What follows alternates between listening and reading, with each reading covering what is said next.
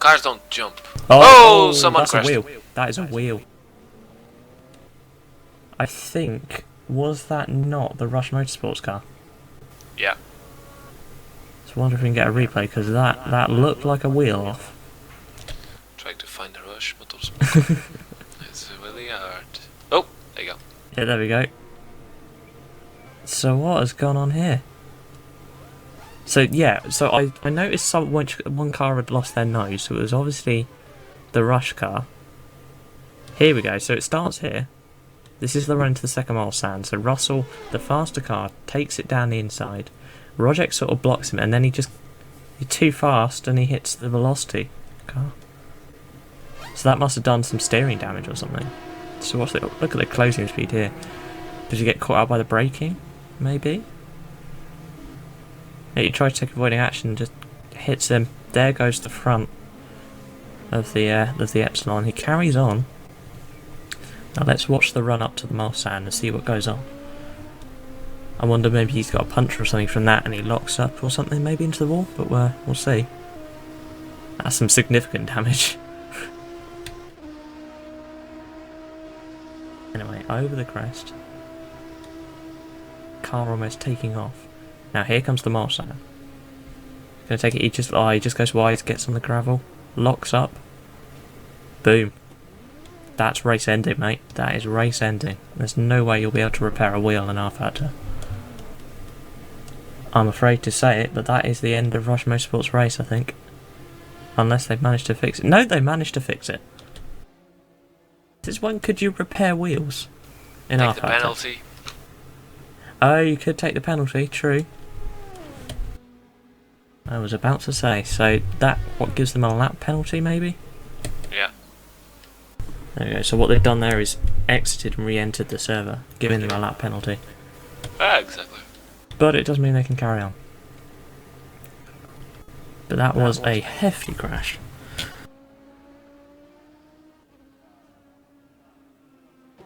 Meanwhile, the Velocity racing car, no surprises there, is in the pits, obviously with the damage after that collision. James Johnson trying to go round the outside of the Joe racing car there. That is for position, and he got out of shape. And Van Duren is attacking like a madman. Yeah, he's defending all over the place. And losing time as well for James. So James in the slower car, and he's just... Once you get into that slipstream, there's no way you can slow down. E-Racing Propulsion, the leader in P2, is in the pits. This will see Drake take the lead at P2 once again. This is good for me. Good for me. yeah, it's good for him. There we go. So Joe Racing's up to 7th, Drake's up to 8th. If you don't know, drag racing is the baby of Ben Wills. Pretty much. It's not my baby. It's someone else's baby. I inherited part of it. Technically, it's Mike's baby. There you go. And I just inherited part of the control.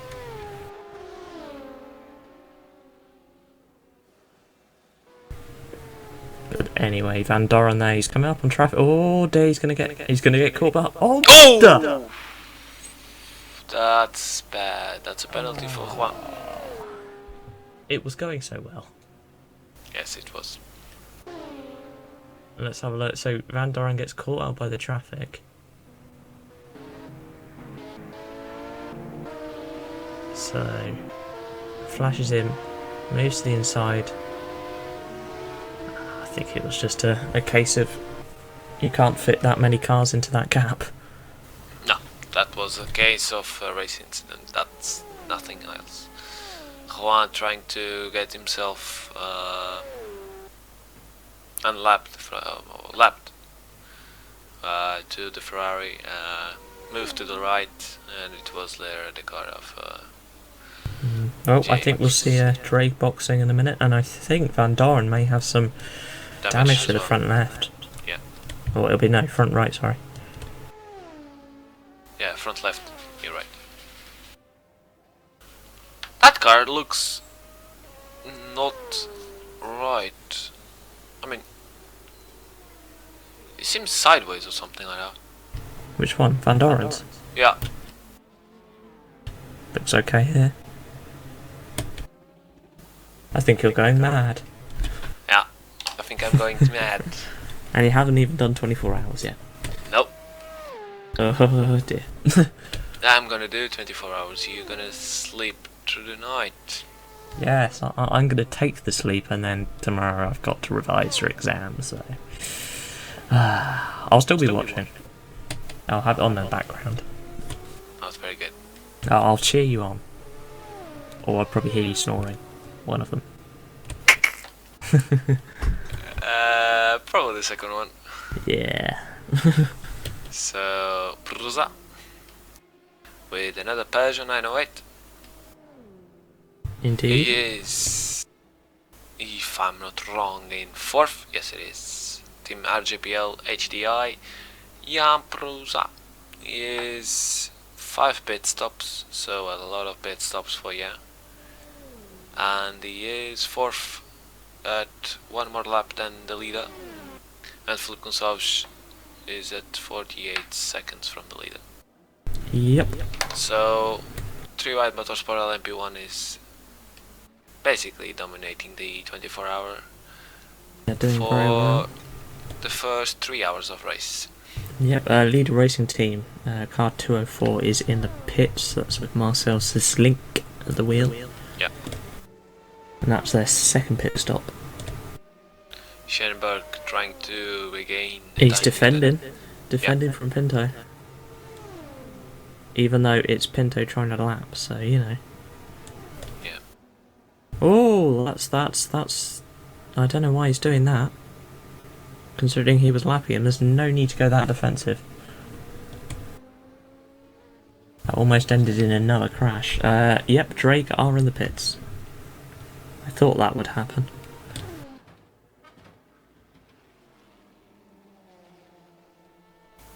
Well, Danny is just slipstreaming Flip. It's just taking Look at that. it's just taking a drive with him. It's just, Yep. oh yeah, I'm gonna But go with Gonçalves it. getting a slipstream for the car ahead. Yeah. And there we go, Gonçalves dives down the inside.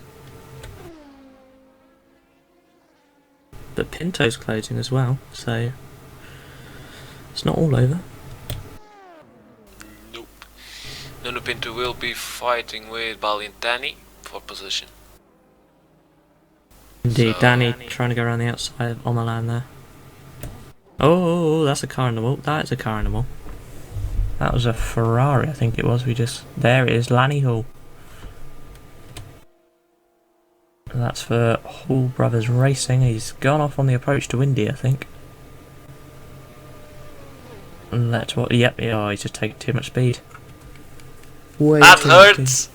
That is gonna. Oh, does he almost? I think could have taken out his. Would that be a relative, maybe? I know. And that is serious damage. I wonder if we'll get it back to the pits. Yeah, lowered. Oh, that's what's happened Martin. there. He's just stopped on the entrance to the pits. Has he run out of fuel?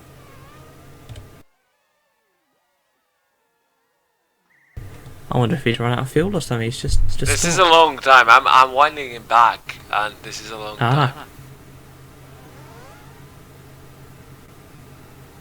So he's braking, everything's... There's a little bit of damage at the front.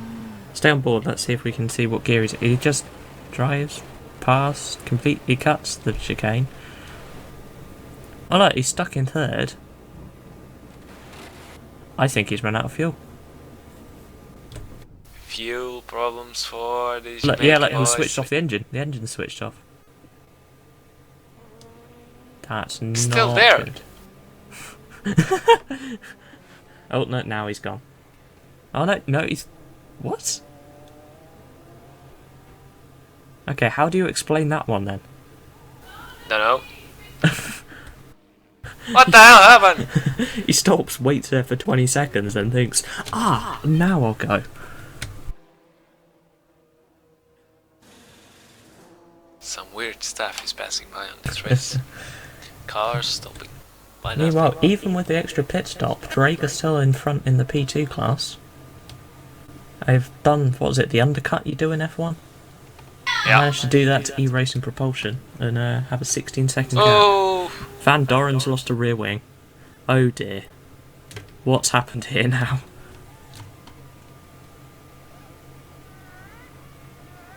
Oh, Jesus. Has he gone off? That's halfway through the Porsche curves, isn't it? Yeah, the second one. He's... look, the car's just snapped on him. And he slid into the wall. Not good. So that will most certainly see Jer in the pits. Just having a look through my lifetimes to see where they are. I think it was the NF. It was a DNF. They're not in the timing speed, so they're probably not going to rejoin. Well, there we go then. But as we look through the timing system, he is, yep, a DNF. There we go, Jer Racing is out unless they rejoin and take the penalty. Which it doesn't look like they're going to do.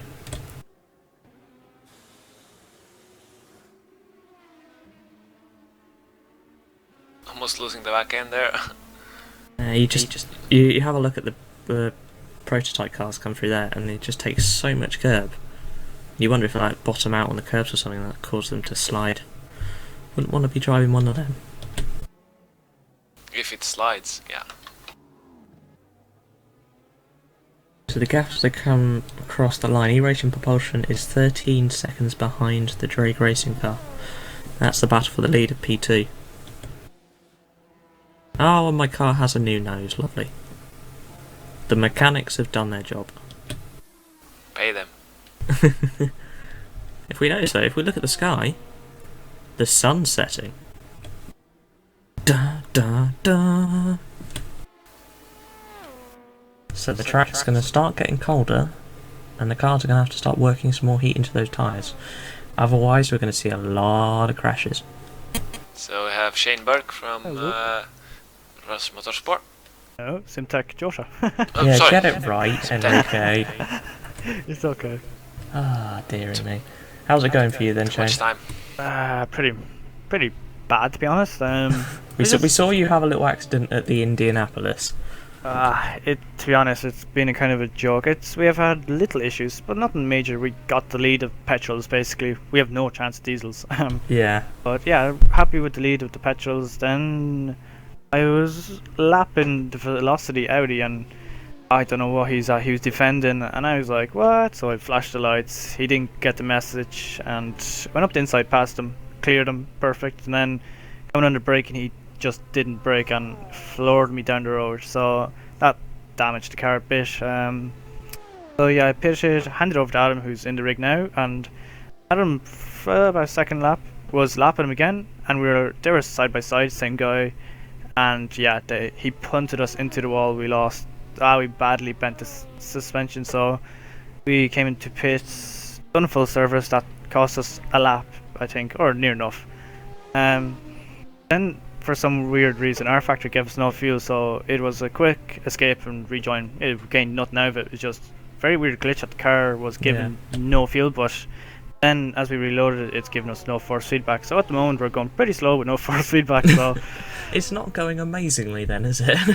no, I don't know. I seen John Van Doren or something. I don't know his name in the car battle in the DHL one. Just disconnected. He's just DNF'd as he No, spun he's off back. into a wall. Is he back? He's back. But I don't know how that dear. puts us. Well, on he'll definitely terms. get a penalty for disconnecting.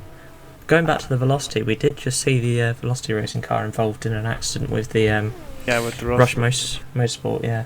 I feel bad for Ben Russell because he was going for overtake. You could quite see it, and then all of a sudden the Audi just jams its brake, gives him no option. I don't know. I've talked to the marshals about it, and they says he's caused a lot of trouble. And I've asked why isn't he being kicked or told to switch drivers yet.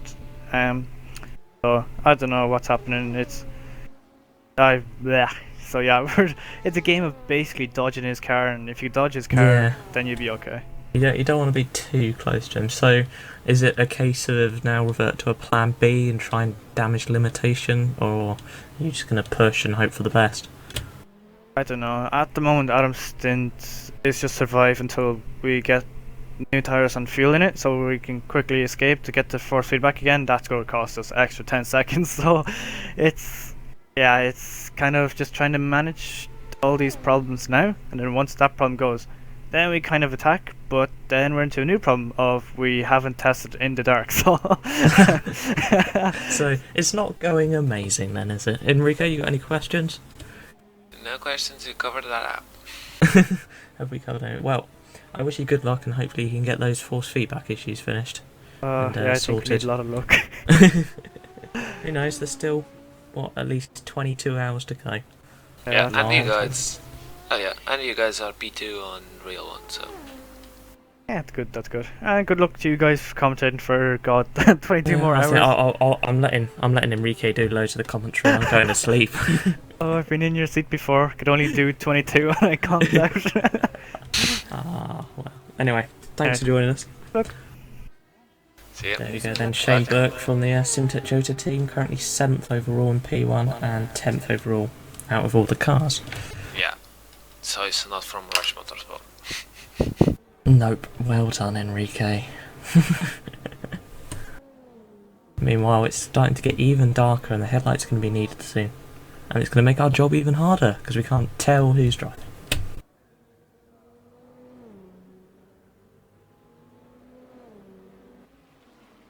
Well, here's an interesting one. There's a little drama at Drake at the moment because my next driver, I'm presuming, is still asleep. The next driver is meant to be an Australian, and it's like 3 or 4 in the morning over there. And I haven't heard from him yet, and he's due in the car in 12 minutes. So that's going to be interesting. A bit of a problem. Yeah, I've been trying to reach him, and yeah, it's like 3 or 4 in the morning over in Australia. But he's meant to be doing our evening shift. But yeah, I haven't heard from him yet, and I'm starting to worry, so I'm frantically trying to get someone else on standby. So, Harley, if you're watching, please jump on TeamSpeak and get in the car. Anyway, drama's over there. Meanwhile, that's traffic trying to get past Fernandez. You don't need to get to the rest. Best. Calm down. Yeah, well, the GT shouldn't really get off his line. He's got right of way.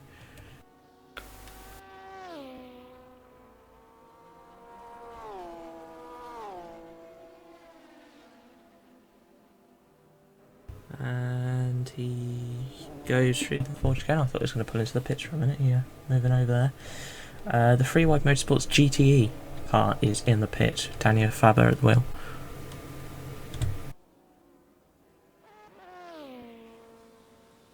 And Fernandez slots in behind Kanata. That was Kanata lapping him.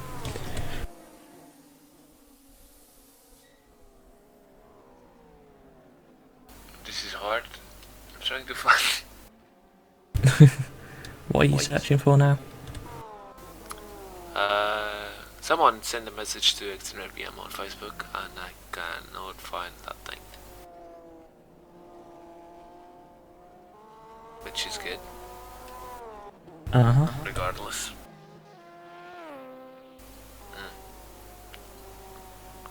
Why would you erase a message after you send it? I don't have a clue. Which basically what they did. Anyway, remember, if you do want to get in touch, you can drop us a message and not erase it at the Facebook XtremeRPM.org page, or drop us a message on Twitter and use the hashtag XtremeRPM. There we go. That's an okay hashtag. And I'll go and open Twitter and make sure I'm watching that in case someone does message. Exactly. Got it.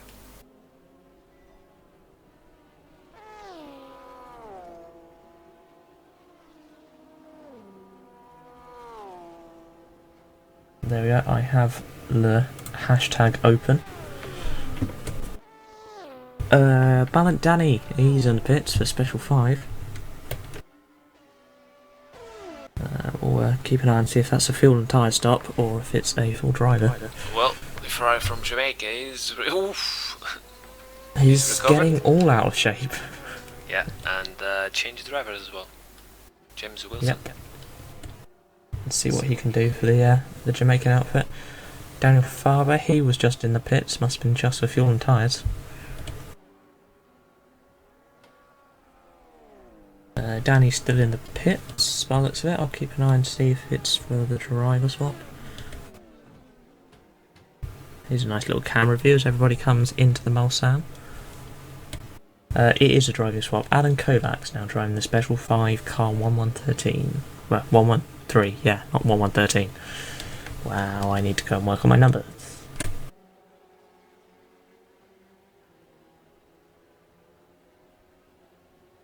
It's all gone a bit quieter than us. I know there's a car. Joe Racing's Jan Van Doren there. I was trying to get closer to the jump, but I forgot the keys. There's Roger there for Team RGPL. And Nino Pinto for Lestani Messar. Closely followed by Felipe Gonçalves, coming round to lap him. The lead car has done 57 laps. The only other car to do 57 is the Project XTR. The rest are laps behind. And who's that? That's the Velocity Racing car, the one that's been subject to a lot of criticism from other drivers. He's into pit road as well.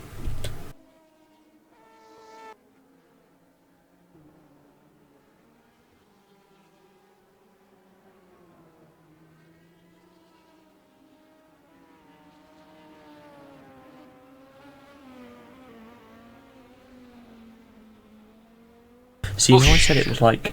Oh, you know I said it was like 3 over in Australia? It's actually 2 o'clock in the morning. It's even worse. There's probably a reason why he's still asleep. Yeah. Well, the Audi that is in the pits, I think Velocity Racing, yep. they are Australian as well, so... They are, yep, I believe they are an Aussie team. So if they are Aussies, they are sleeping at the moment. Maybe that's why they keep getting involved in the crash, they're driving and sleeping. Yeah. Probably not wise to do that. Oh, Nina Pinto taking a lot of speed out of the 4 chicane there. Some reason. Oh, you can't be yawning already.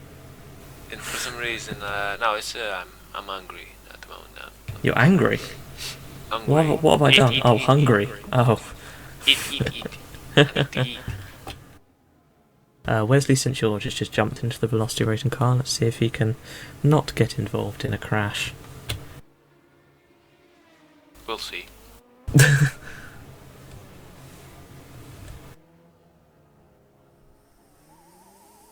Hopefully you won't. Oh. What's happening there? Ariel Rogers, okay, he's gone to the pits, but I swear he just went through a building. Well, you saw the other Porsche go into a building, so... Maybe it's like the secret shortcut through the building. Really?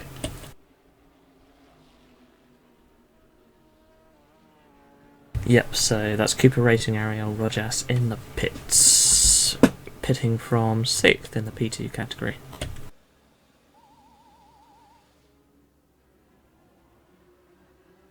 Oh, and is that Special 5 in behind them?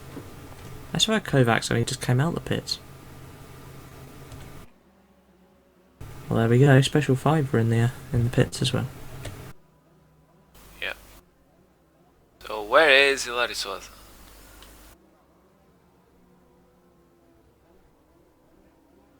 Great.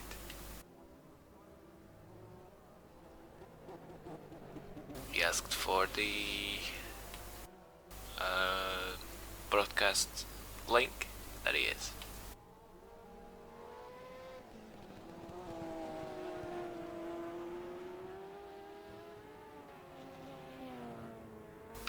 So here we go. The car is passing by 4 chicanes. This is the last corner of the 4 chicanes, obviously, and the last corner of the track as well. But we're gonna do a break of about 2 minutes, thereabouts, and we're gonna pass the Trustmaster sponsor video. So BRB, see you in 2 minutes.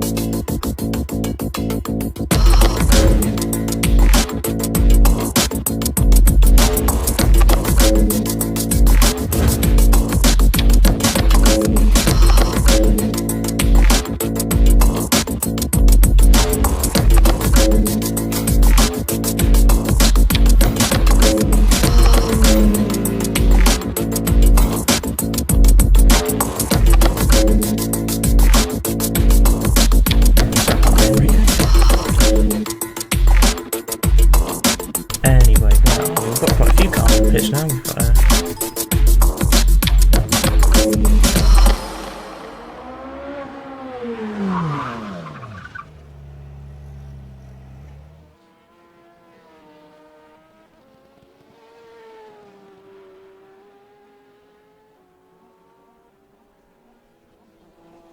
Now you can talk. Hello? I'll be back in 2 seconds, Enrique. Right. Something happened there.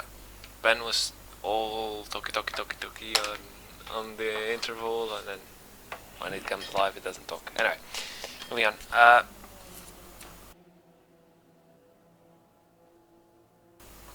Back to racing. Jan Prusa with the Peugeot.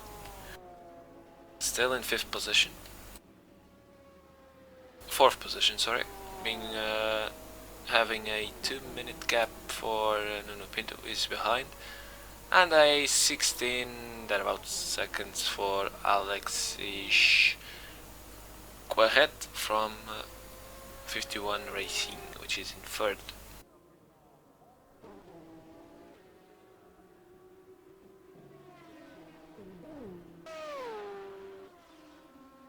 Meanwhile, Project XTR changed drivers. Filipe Gonçalves changed with Pedro Gomes. Pedro Gomes has been talked with us during the afternoon. He's now inside the Peugeot from Project XTR. But this man, or this team, leads, almost giving Project XTR 1 lap, and is gonna go to 1 lap to the 4th position driver. 4th position team 51 Racing is gonna be lapped by the leaders.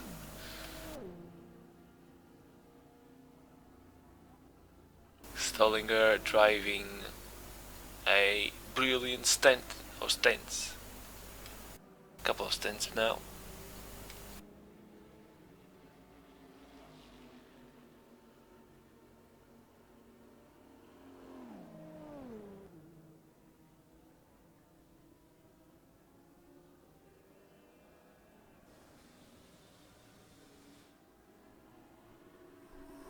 And if you don't know, the race will end at 2:40 p.m.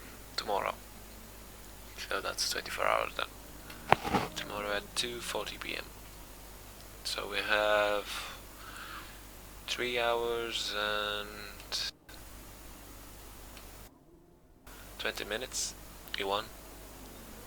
31 minutes done on this race.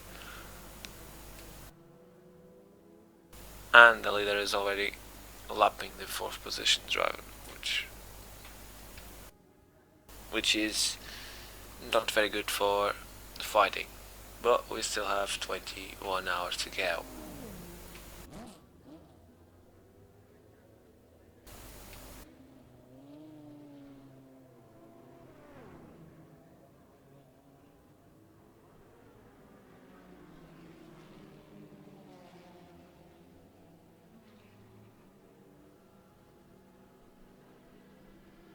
Difference there by difference of approach on Indianapolis. Too deep and normal approach. See the normal approach, you come out with a lot more speed than the deep one. Indeed. Did I miss anything whilst I was away? Nope. Good. No crises. Nope. You started talking while we were on commercial break, which... We were on a commercial? We have commercial breaks? Yes, we do. Oh, whoops, sorry.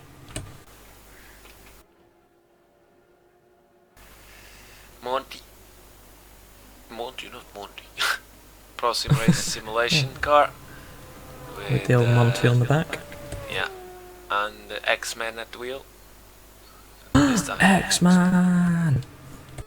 I remember him. From Megan's. Indeed, yep. If you didn't watch that, go to XtremeRPM.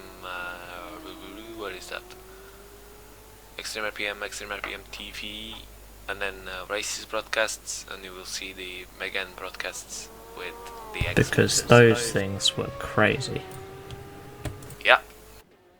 Ben almost lost his voice and one another.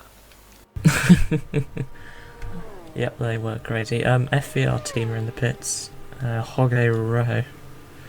Yep, he's in the pits, pitting from 5th in the PT class. Another driver change too. Wow, try and say that name. Giampolo. Ah, not bad. Dimitris Giannopoulos. Gonna go for that. There's an S on the end apparently, but our factor can't hold that long a name. Where is he? Yeah, Dimitris He's Giannopoulos. 7th. Yep, 7th in class. Yep. Is he Greek? I'm going to assume so with that name. Yeah, he must be Greek. So Greek driver. We have drivers from all over the world then. Australia. Yep. Well, Australia is a rock on the bottom of the world. Don't get me. Everything's upside down over there. Yeah, even the driver. Yep. I was gonna try to be funny and start to make some jokes about Australia, but I forgot I'm not. Let's just not go there. I'm not British, so I cannot do that. Yeah, I'm not allowed to do that, especially when it comes to cricket. Although we lost last time in the Ashes, so I can't say anything. I was gonna say how went the Ashes, but No, not good. oh, Dimitris going very wide on the first chicane. Oh dear. Well, missing the chicane basically. Did he get spooked by that prototype? Possibly. He just stopped braking or something and went. Phew. He just outbraked himself. Oh! A car just spun off in the background. I just saw a load of smoke and the car crossed the screen. I don't know who it was, but back on the Mulsanne. Looked like a GT car, possibly.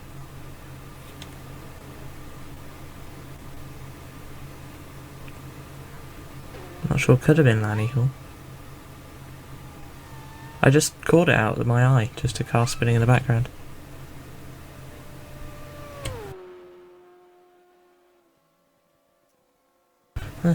Maybe not then. I thought I did see one. You're getting mad. I'm already getting mad. This is scary.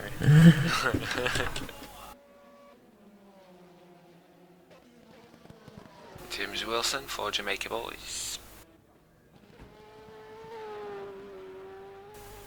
Oh, holy moly. And that's a wall. Yeah. That's not something you want to go into.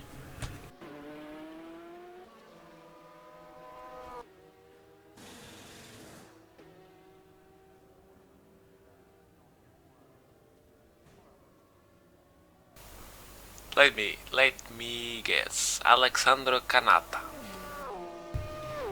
That's Andrea. Andrea Canata.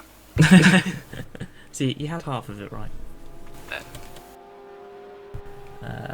Roman Meyer still leading in GT for Spirit Endurance. Who do we have in the pits? We have both Club AV cars in the pits actually. The P2 and the GT versions are both in the pits.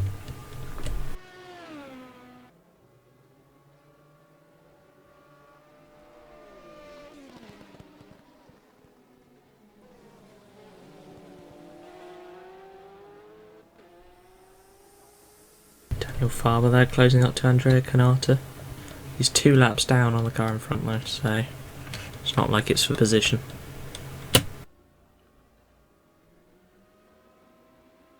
Oh, starting great program. Yeah, we need another one of them. Will be a bit harder to do now. We'll see.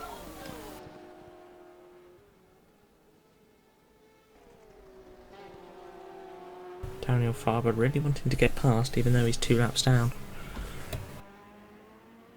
And it's definitely getting darker. Yes, All it the is. cars now running with lights. The problem is, when this track goes dark, we cannot see the cars. It's gonna get crazy. And we'll look crazy, so. Yeah. Meyer. Yep, leader of the GT. Due to pit stops, obviously. Bombing it down the Mulsanne straight. Up to the first Mulsanne chicane, the PlayStation chicane apparently. That's what Mike corrected me on during the qualifying. Yeah, they have names, the chicanes. Yeah, PlayStation and Michelin or something. There's also a French name. I don't know French. There's a car that's pulled over in the background. I'm definitely not going mad that time, I saw that. Just before the first Mulsanne chicane. And the problem is, find it. Oh, there we go, look, there it is. Just went off into the wall. Where? Oh, Fernandez. there you go. Lost the wheel.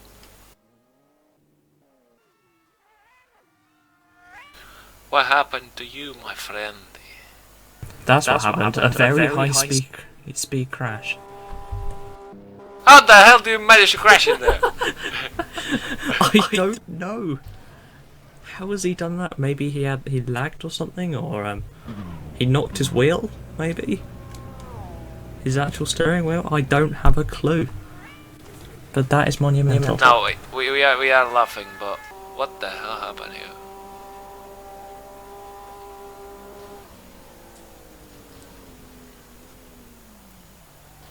How the hell did he do that? So I've had a message here from Stefan Moreau saying battle come De Maria versus Johnson. In other words, I think that means go put the cameras on them. And there's a reason why, because there's only a 3-second gap. I should start panicking. Here we go then, so Anthony De Maria in the E-Racing Propulsion trying to close up to James Johnson in the Drake car. That was cutting the corner, just a little bit. That's... shouldn't do that. Cough, Marshall, cough. Not being partial on anything. Totally impartial. Anyway. Yep, closing up on the leader of the twos, there's traffic in between. That's a P1 car there. That's Alexis Quen. No, I got to try and say that. Alexis Quaret. Yeah, there we go, for 5-1 Racing. Yeah, we know about your thingy about the Frenchies. So. No, it's just my inability to say French names, or any names for that matter. Oh, Andreas goes. Well, he doesn't go. He just misses the corner. Oh, he ends up in the gravel. Yeah. So Riccardo Corazzari drove that Porsche very well, and now it's in a gravel trap. Yeah. Not a very good day. The run up to the second Mulsanne then. The Michelin chicane.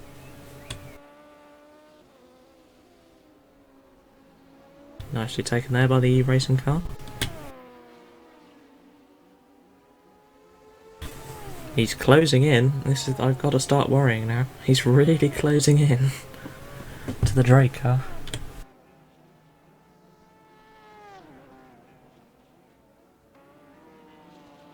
Yeah. Good paint though. Yeah.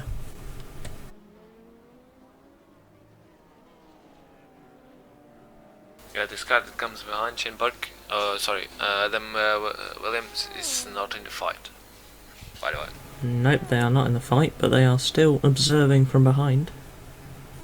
Yeah, the first two P2 cars actually have a lap over third place in the P2 class, so still got a battle to themselves.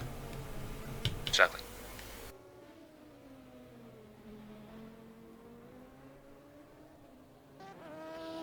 So they come through Orange.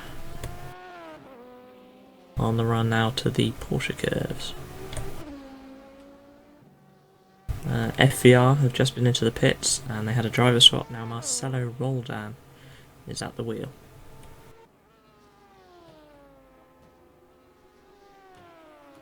Go through Porsche curves. Some of the most horrible corners in the world. Because if you get one wrong, you're in a wall. Yeah, basically that. And I don't like that. Well, some block. Yep, through the La Maison Blanc, and now on the run down to the Ford chicanes. The gap is closing now, only 2.3 seconds between the top two P2 cars. And it seems to be continuously closing. Both in the same car, both in the Porsche RS Spider Evo. So we've got the same machinery. The difference now is the setups and the drivers. Exactly.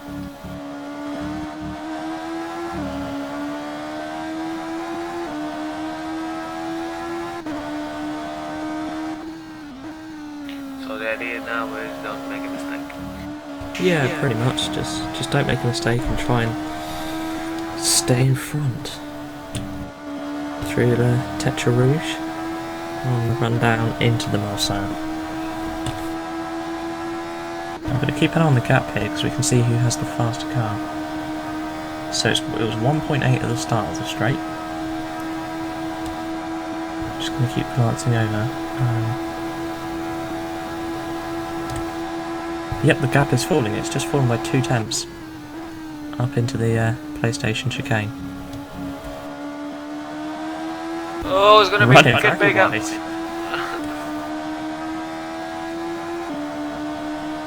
Yep, gap down to 1.5 now. It won't be long till the racing car actually gets into the slipstream, and then it's just a matter of time. Into the Michelin chicane, the second chicane along the Mulsanne. Navigates that cleanly. And look, you can see it, the gap's closing. See the car in the front is growing ever bigger.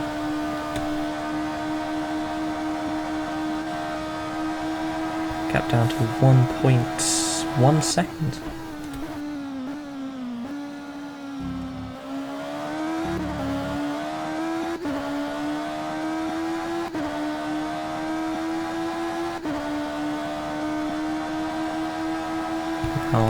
to Indianapolis. We've got 2 cars in the pits. We've got Spirit Endurance GT car pitting for second. And who just left the pits? I think it was the Hall Brothers racing car, possibly. Literally just left the pits. Oh, there's a car off there. Yeah, on my lap. Just went. Another casualty at Indianapolis. Yeah, just went. Locked up the brakes and went. Yeah, now the gap is under a second, 0.95 seconds, 957 between these two.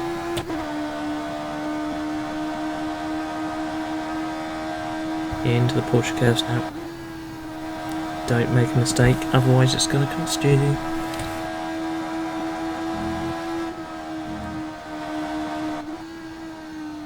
Just trying to clip every apex. Yeah. But you can see it, the e-racing car is so much faster.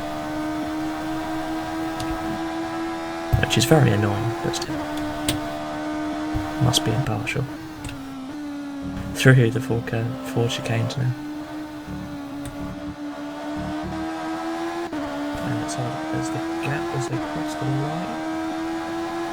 Up around there. 0.6 seconds.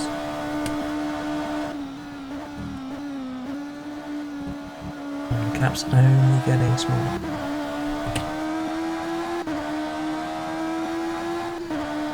He's driving like a madman. Yep, and considering we're in what you would call the silly hours, got some action. Well, we are. No, depends. Look how close the racing car has got through Tetra Rouge. Now he's all over the back of the Drake. Right along the inside now. They're side by side on the run up to the PlayStation chicane. And easy as he does it, E-Racing Propulsion take the lead of the P2 class. But let's see for how long, because Johnson's going to make a move up into the PlayStation chicane. Don't take each other out. No, he's too far behind. There we go then. You have a new P2 category leader. Yeah. It's Anthony De Maria for E-Racing Propulsion Car 507.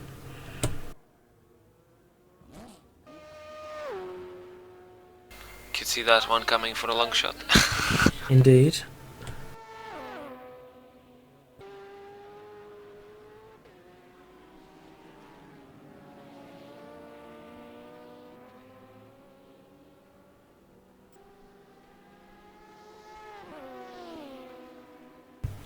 He's starting to drop back already, the Drake car, so I don't think there's any chance he's going to get back past. It's all down to strategy now.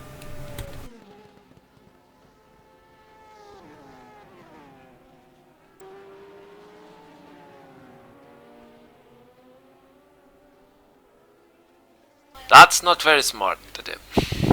No.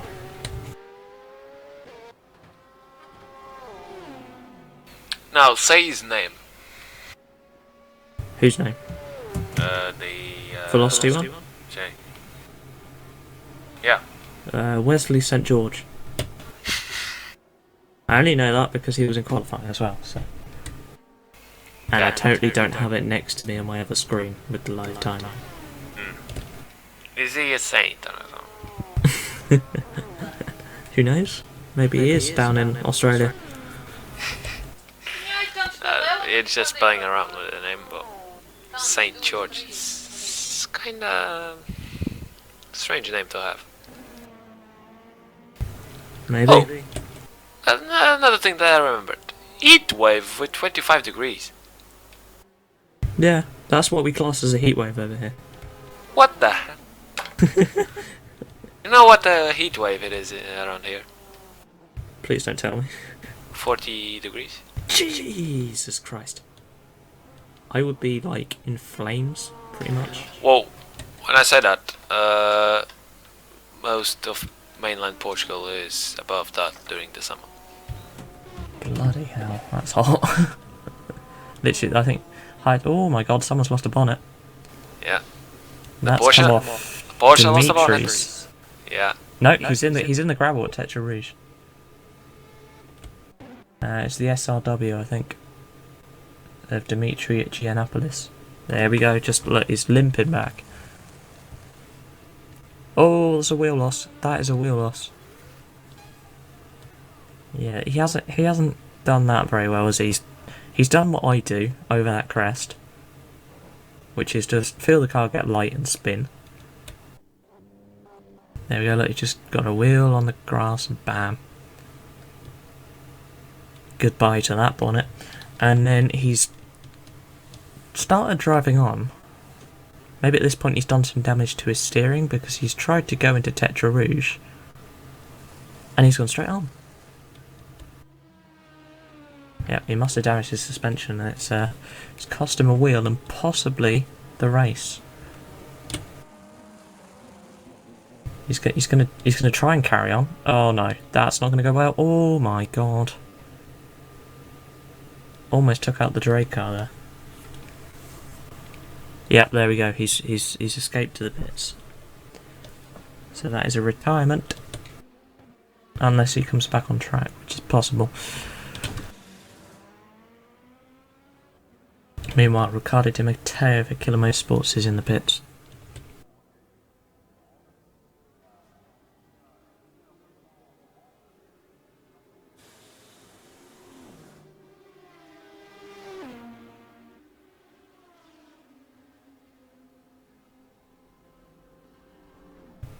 Wesley St George here for Velocity Racing. Involved in a number of accidents earlier on, and he's gone off, and he spun at Indy. Oh dear, that's not going to help. Let's just hope nobody else goes off. He's doing the sensible thing here, he's waiting for any traffic before he pulls on. There we go, that's an intelligent move there. He's going to go for it. There's a break in the traffic. No, he wants to wait. Two cars racing here.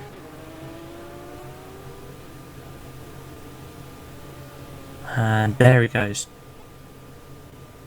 That is a very costly spin.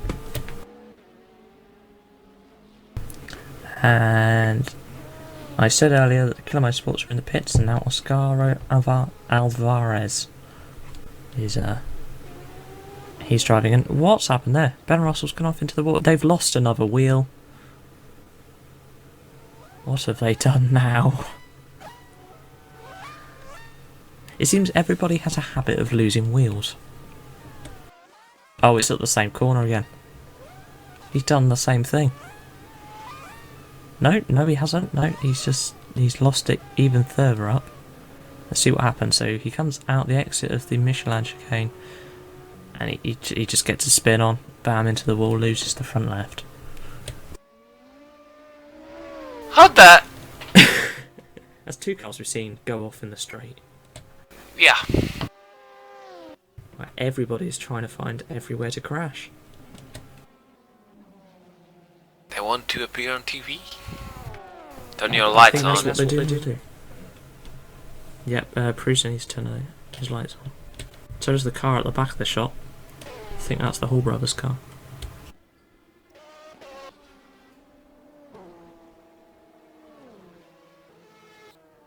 Vidre is still driving.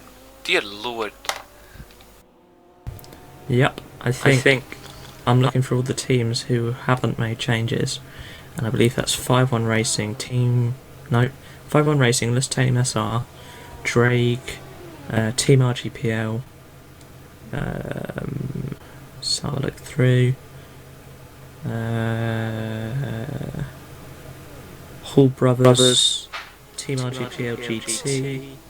I mean, Vidra, if he didn't change drivers since the beginning, which I suspect he didn't, That's 4 hours driving. 4.5 hours. Yeah. No, it's 4 hours because the race started at 2:40. Oh, right, okay. 2 o'clock, 2 p.m. was to call the drivers for the starting grade and so on. Ah, I see.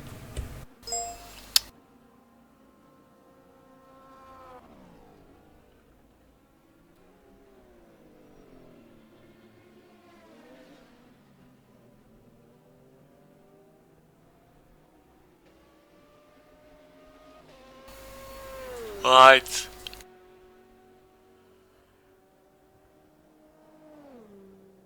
Yep, told you the Hall Brothers car didn't have his lights on.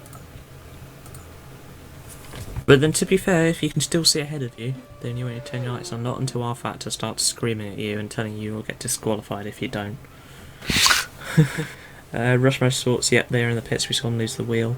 Jamaica Boys X Team, they're in the pits. Pitting from 3rd in the GT class, that's pretty good.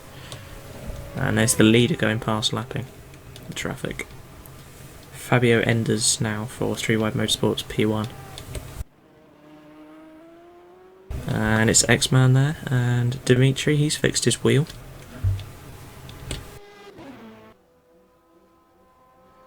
Greg Hall there, and there's the XTR. No, XTR? No. I meant Jamaica Boys X Team. That's their car there.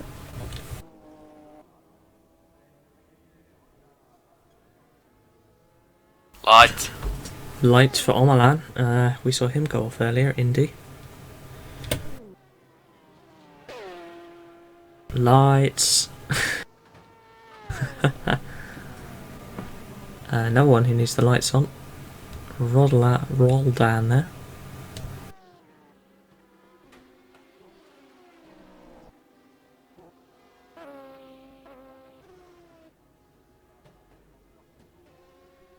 Nobody in the pits at the moment.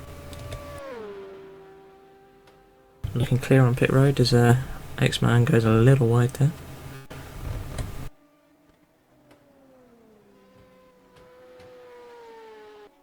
Fabio Enders there, the leader of the race overall for Three Wide Motorsports. Coming through the Porsche curves now into La Maison Blanc.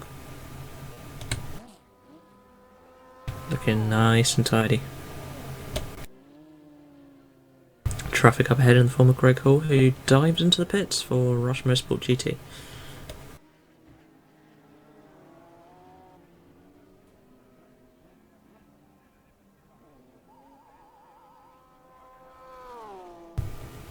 And there we go, the leader going on to lap 60. Is that's lap 68, yes.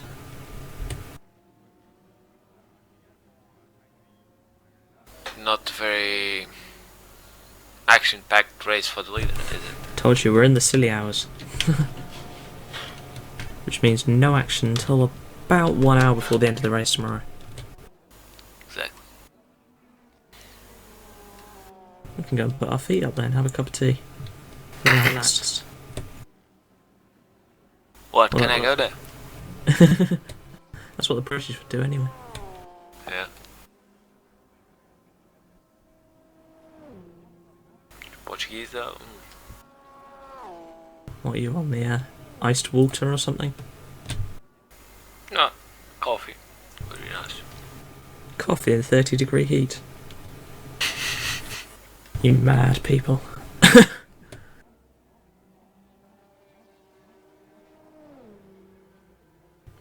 So, I tell my drivers to swap cars.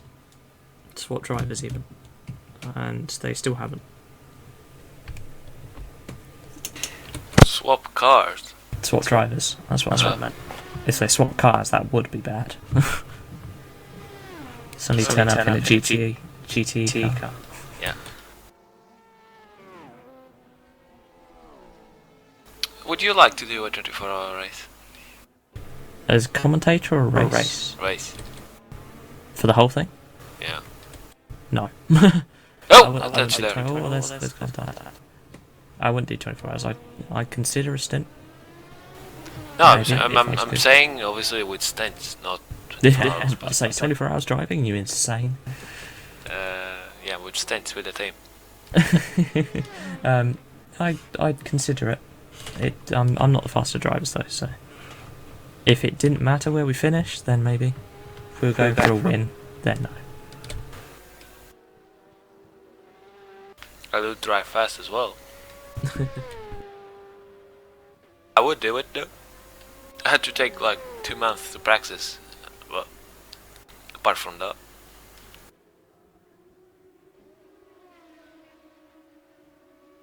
Obviously depending on the track as well. If it was this track I would do it. Yeah. Line hole with... Sorry, my dad just came in the room offering me alcohol. Good. I shall take that. Yeah. Accept it. I have. There you go. So, can of Foster's. Lovely. So no lights here in the Porsche. And the Ferrari from Brothers, Hull Brothers as well too. Doesn't have lights. Yep. Oh, that drift. He almost went all rally on that. Yeah. Oh, well, you have to do the corner fully. Now, I know you use the, is it the Rally World mod for your RF hill climb? Yeah. Yesterday I downloaded the whole mod, and some of the cars in it are amazing. Why? Like some of the old Subarus. Are really cool. Yeah, the old WRCs are. Yeah, like the one Solberg one. Yeah. One with the championship, and some of the cars in there are really nice. A real challenge to drive there. Easy peasy. None of this going around a circuit, you know, they got to drift and not hit a tree. That seems to be my current issue. All my cars gravitate towards a tree. Yeah, that's not good. Usually we have trees alongside, but we usually don't touch them. Yeah. Is this fight for a position?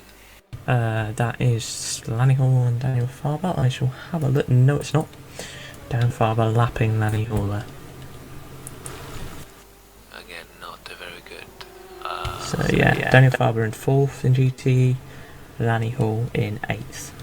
So yeah, lapping.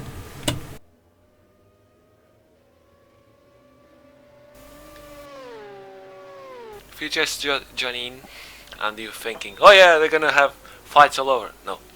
No, this is endurance. This is not touring cars. This is endurance, and you will have to wait until 1 PM tomorrow. I would have said 1:59. Yeah. That last minute, that's when you'll get the action. So if you're joining us, go grab a cup of tea, maybe a mango. Oh no, when we say there isn't action, there actually is. Omalan's gone off there, car 211. Gone off on... That's the Porsche Curves, isn't it? Let's have a look where he was. Yeah, Michel Omalan for IRG World Racing. He's just got wide and he's done what Jet Racing did.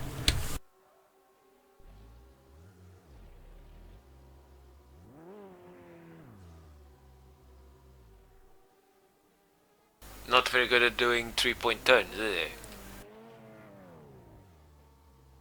Come on, get out of it! Dear Lord.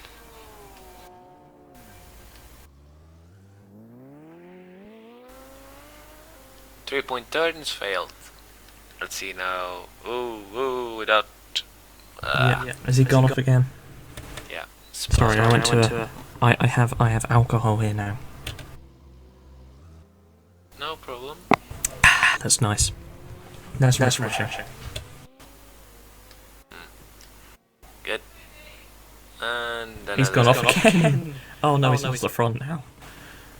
Oh god. That's 3 crashes at the same corner.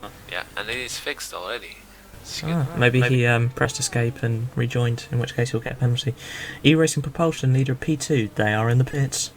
And they slip down to 2nd in P2. Drake take the lead again, whoop whoop. But then I know we still have a stop in hand, we still need to stop again. So not very good then. No, we just need to have a good undercut phase where we drive fast now.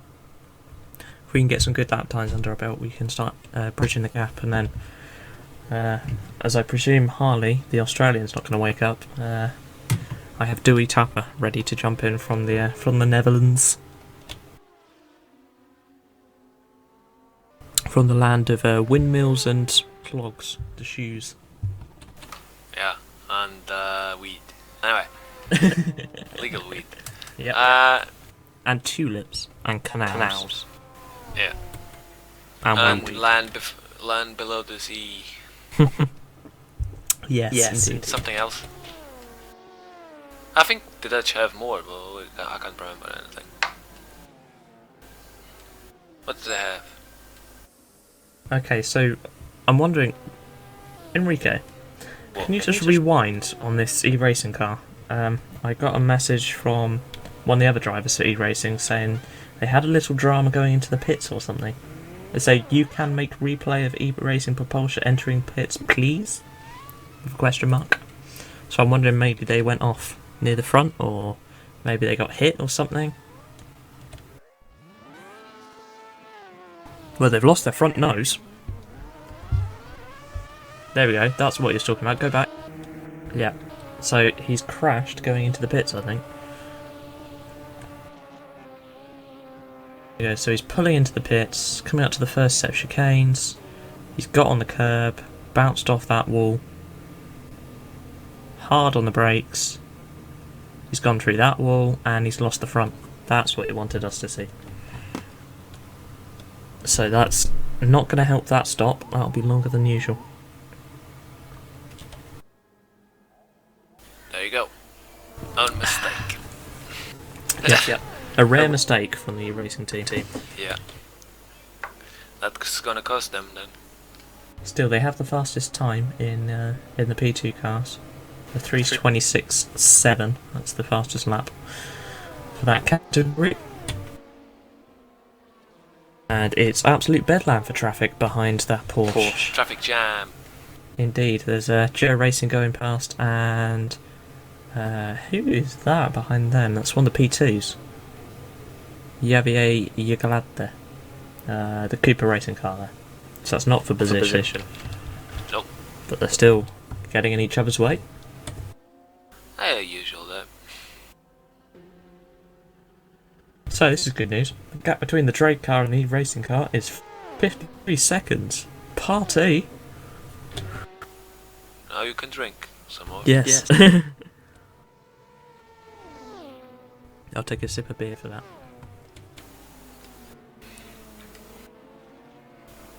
Don't need to say, children, drink and drive, not allowed. Yeah, don't drink and drive. You can drink and commentate. That's fine. Oh, and Drager in the pits, so this must be the driver change I was talking about earlier. If it's not, then what the hell is going on?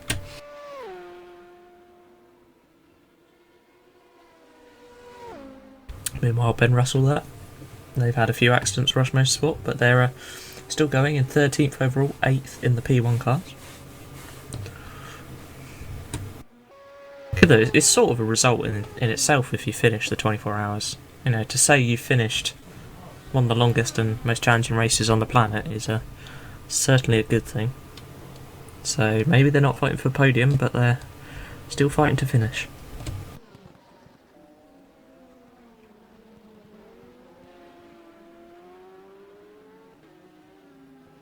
That's a bit of a mangled Ferrari there for Lanny Hill. Just looking at the back of it. Seen better days. Pedro Gomez there for Project XTR. We missed him jumping into the car. And E-Racing Propulsion take the lead again in P2.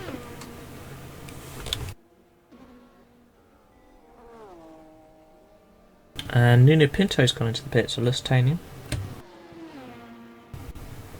So is John Van Doren.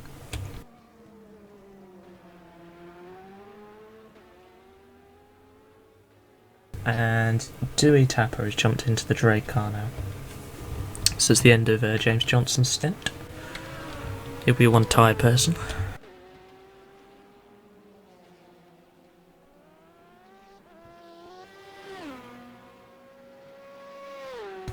James Wilson for Jamaica Boys X Team, he's in the pits. He's pitting for third in the GT class. Really good so far for Jamaica Boys.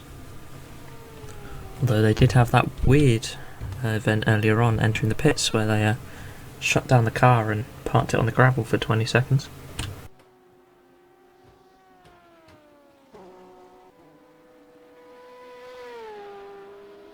No matter, they carry on in third for the GTs. On the screen at the moment now is Lanny Hall, and there is that's the Pro Race Simulations car there.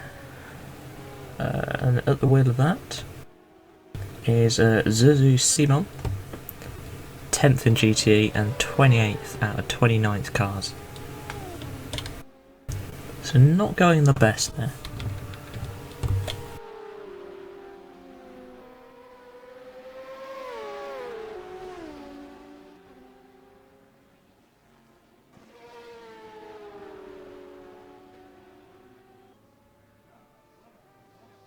Ben Russell just getting past the traffic, both GTs there.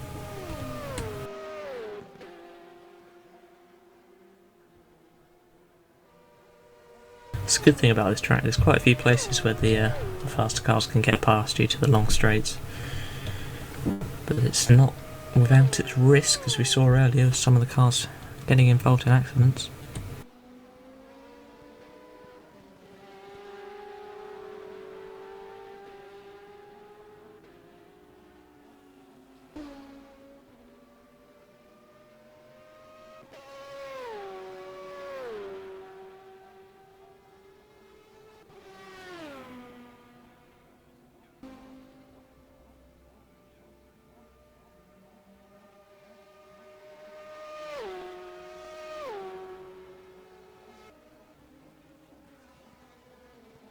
Velocity Racing are in the pits with Wesley St George. They're pitting for 9th in P1, 18th overall.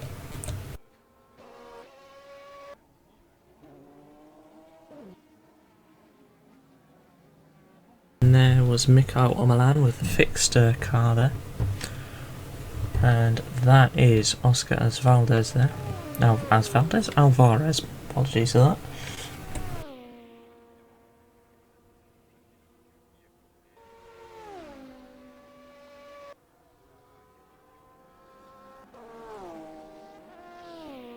There's Javier Ugalde for Cooper Racing. 5th in the P2 class, 12th overall. He's been quite quiet so far. We haven't seen much from the Cooper team. And there's Dewey Tapper in the background, who's just jumped in the car for Drag Racing VBM.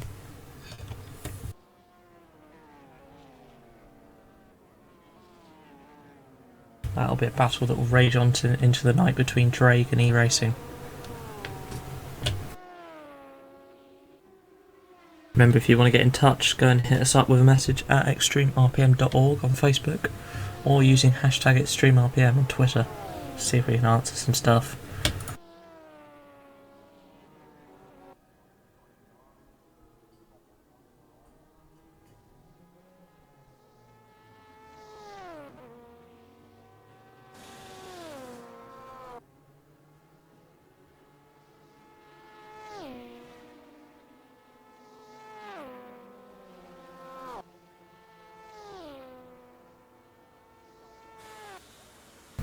As Ugalde approaches the PlayStation chicane, first chicane.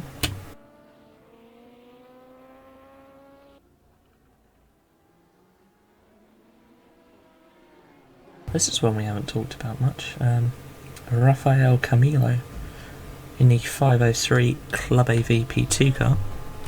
Currently 7th overall in the P2 category and 15th out of all the runners. They've run one of the other ones who have run an opening stint that was quite quiet, with not much action.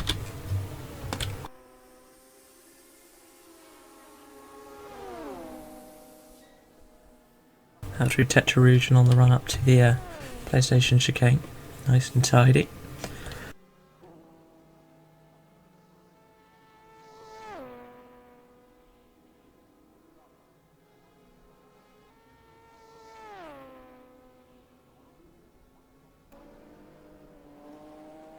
Yes, I'm here. I'm done. I didn't die.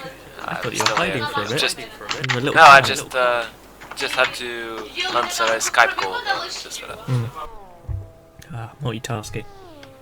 Yeah.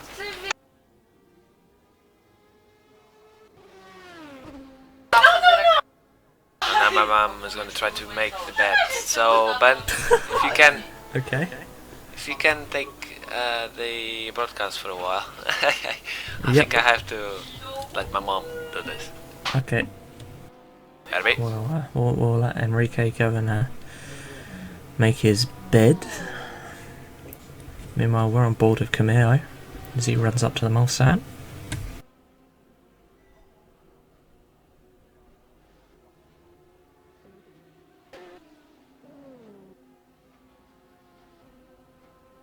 On board with Johan van Doren there, 27th overall for Joe Racing, 10th in the P1 category. We saw them have that massive off at the Porsche curves earlier on, where they lost their rear wing, and now they've gone off into Indy. Oh, that hasn't gone well. That is an off and a half. It cost them even more time. May have done some damage to the front right suspension as well. Really not a race to remember so far for them. They're of course running the Zytec 06S petrol LMP1, I believe. And they're the only team running it along with Simtech Jota. The rest are running either the Audi R10 or the Peugeot 908. And then we had Rush Motorsports with the Epsilon Escudii.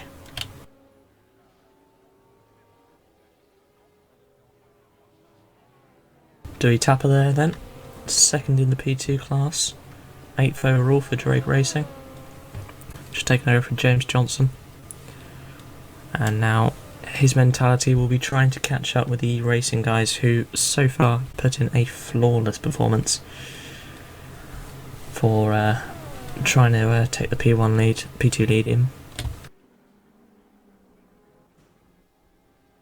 Jacob Project there for Team RGPL Czech.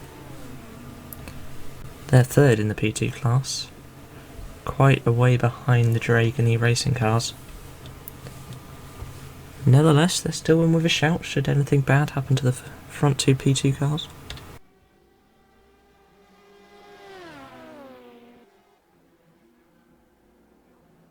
Wesley St George there for Velocity Racing Car 405, 9th for the P1 class and 18th overall.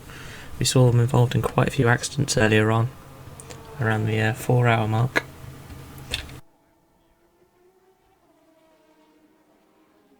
And we do have a car in the pits, so we have 3 cars in the pits. We have Rush Motorsport. There we go, Ben Russell. They've lost their nose again, that's not good. We also have the leader, 3 Wide Motorsports, Fabio Enders in the pits. We have... oh, look at that. Oh, this is interesting. I wonder if Ben Russell's is in Fabio Ender's pit. They must have the same pit box. That's going to cost the leader loads. In the background we see Team RGPL HDI. That's the P1 one with Jan Prussia. And we've also got Special 5 with Adam Kovacs behind.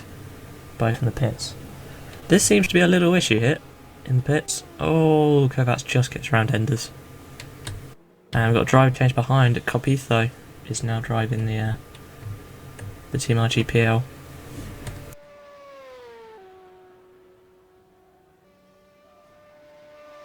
Well, we'll leave them in the pits as we switch over to Alexis Korat there, overtaking some traffic. No one to run a quiet race for 5-1 Racing. 4th in the P1 category and 4th overall, running that Audi R10.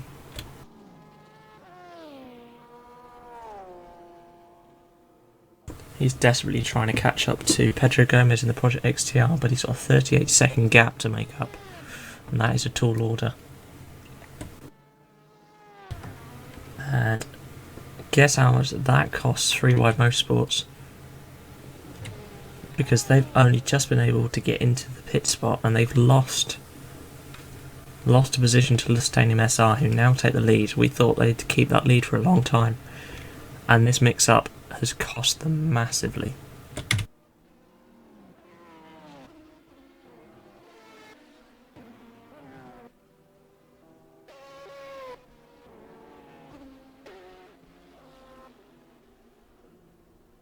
Let's switch over to your new leader now, Nini Pinto from the Stadium SR.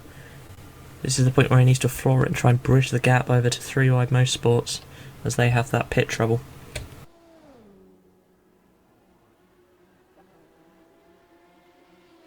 Coming through the PlayStation chicane. And now onto the second Mulsanne. Nice and tidy there in the Peugeot.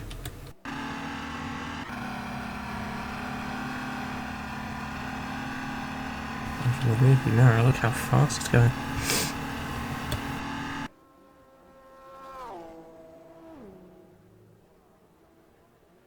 Catching up on traffic there into the second chicane. Remember the faster cars, the prototype cars, have to give way in effect to the GT cars, and whilst the GT cars hold their line.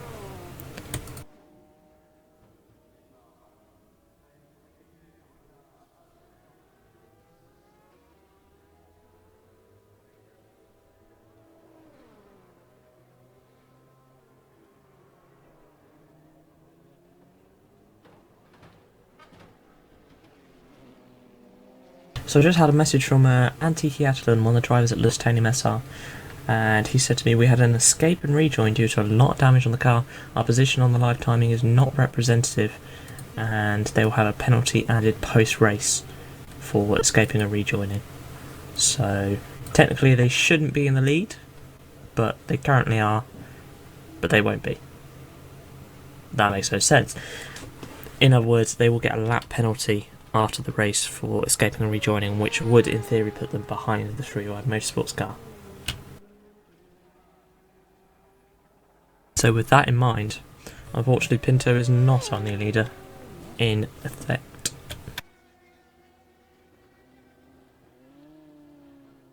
Pedro Gomez here for Project XTR, 4th overall and 4th in P1. I don't want the cars to run quite a quiet opening to the air race, which is obviously a good thing. You don't want to get caught up in trouble. You want that quiet race just to break into your rhythm in effect, and to get the strategy working. But nevertheless, quite a quiet start, and that'll play to their strengths, and hopefully they can try and bridge the gap up to 5-1 Racing, who are in 3rd.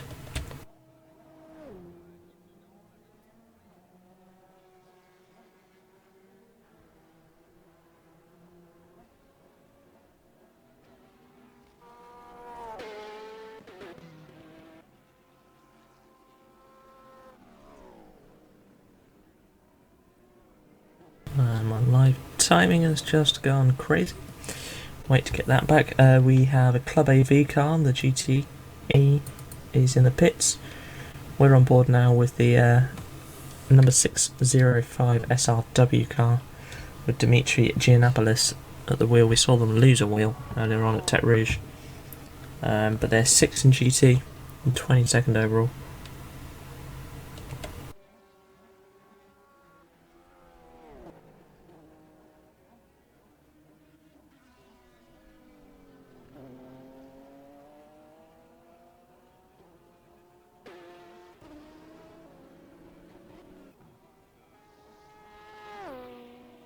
Michel Omalan there, we saw him get into some serious trouble at the Porsche curves where he hit the wall about 3 times. He is unfortunately trundling around 8th in P2 and 26th overall. Not very good.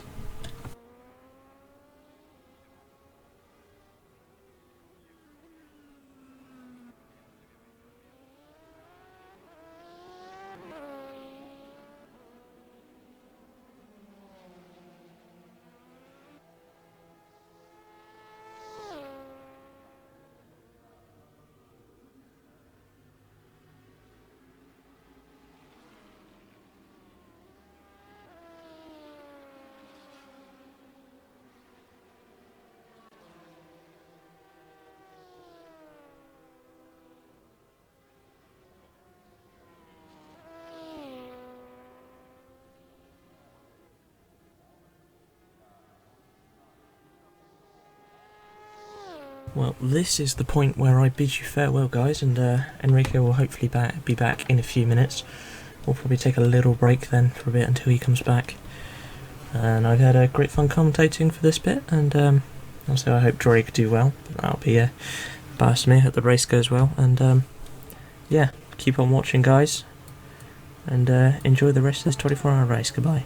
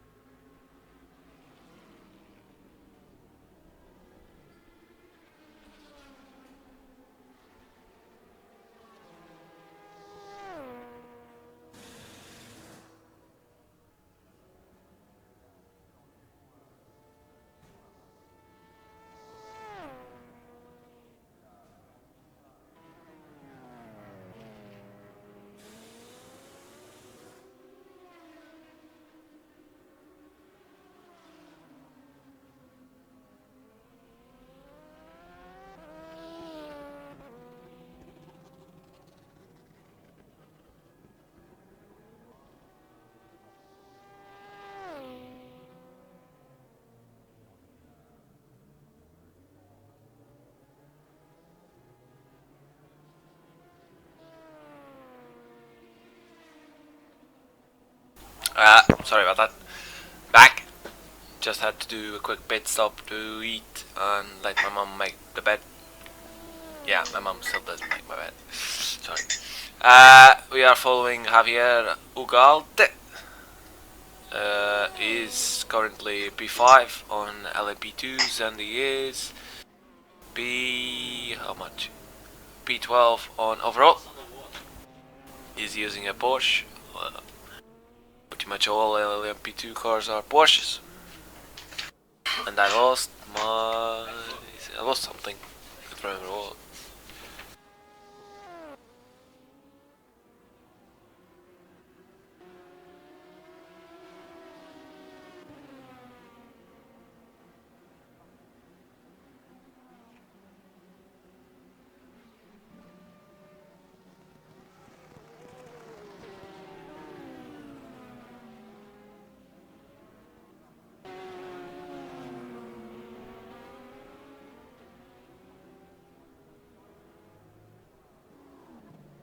Traffic jam behind Lenny Hall.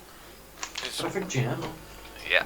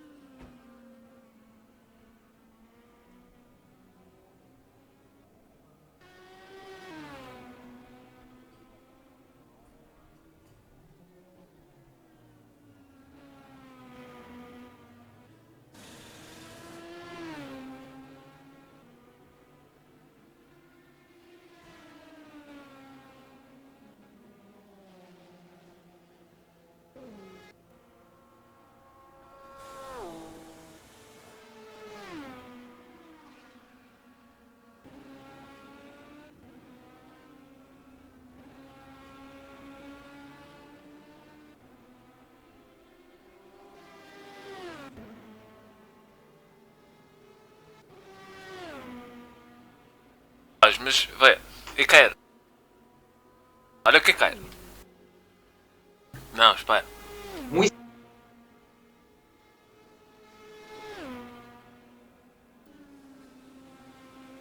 Vê. Faz isso tudo pelos que estão em cima, os primeiros. O i7, ou o i5, as memórias do DR3, o 780 Ti, ou 780 normal, e pode ser. O dos Correios dão menos. O dos Correios deu 1 terabyte ou 2 e está a andar de volta. Os queijos tens. Então. Mas vai. É, fazer um computador com essas coisas para FSGs. Oh, pois. Já vês quanto é que. Lá no coisa. Sim, tu Qual é? queres um i7, não pode ser um i5? Pode. Mas o i7 é o que os gajos dizem aqui que tem meus.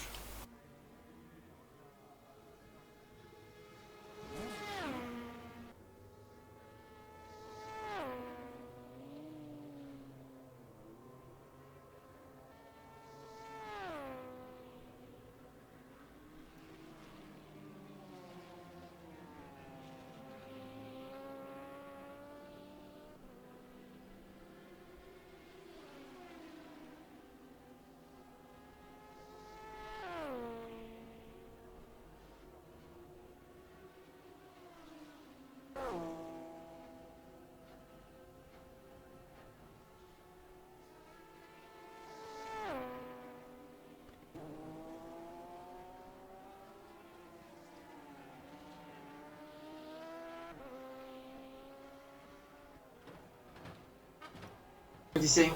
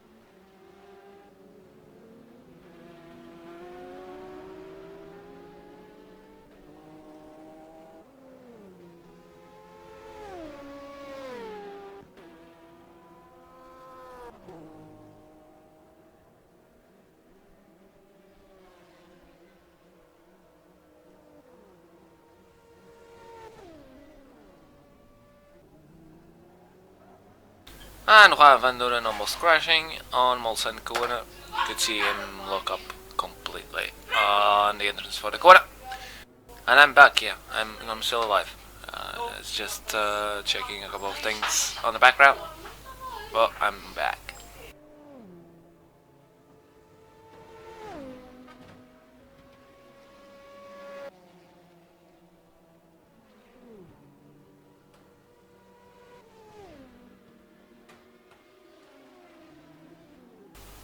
Oh, and again, Hoffenheim on Indianapolis is going, missing the brakes. Oh, almost crashing into Fabio.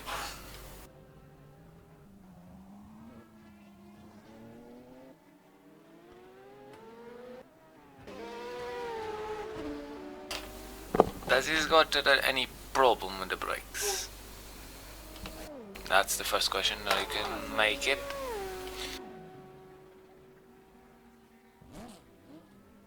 Correct, coming. If I'm not wrong, he's not fighting with Juan Van Doren. No, he's not. He's actually fighting with Fabio Enders.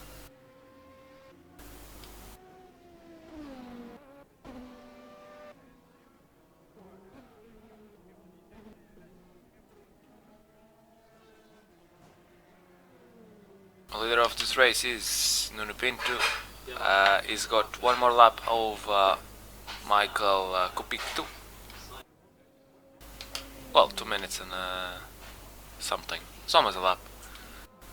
So the Portuguese driver from the Portuguese team is leading the race after a complete domination from 3-wide Motorsport LMP1 team. Oh, Turazzi going weird on 4 chicanes. Going to get dark now in about 40 minutes thereabouts, and night will settle in, and you're probably gonna see more mistakes being committed at this time of the race. If you don't hear me talk, it's because I'm doing stuff on the background, so don't think I died. I just went to do something on the background.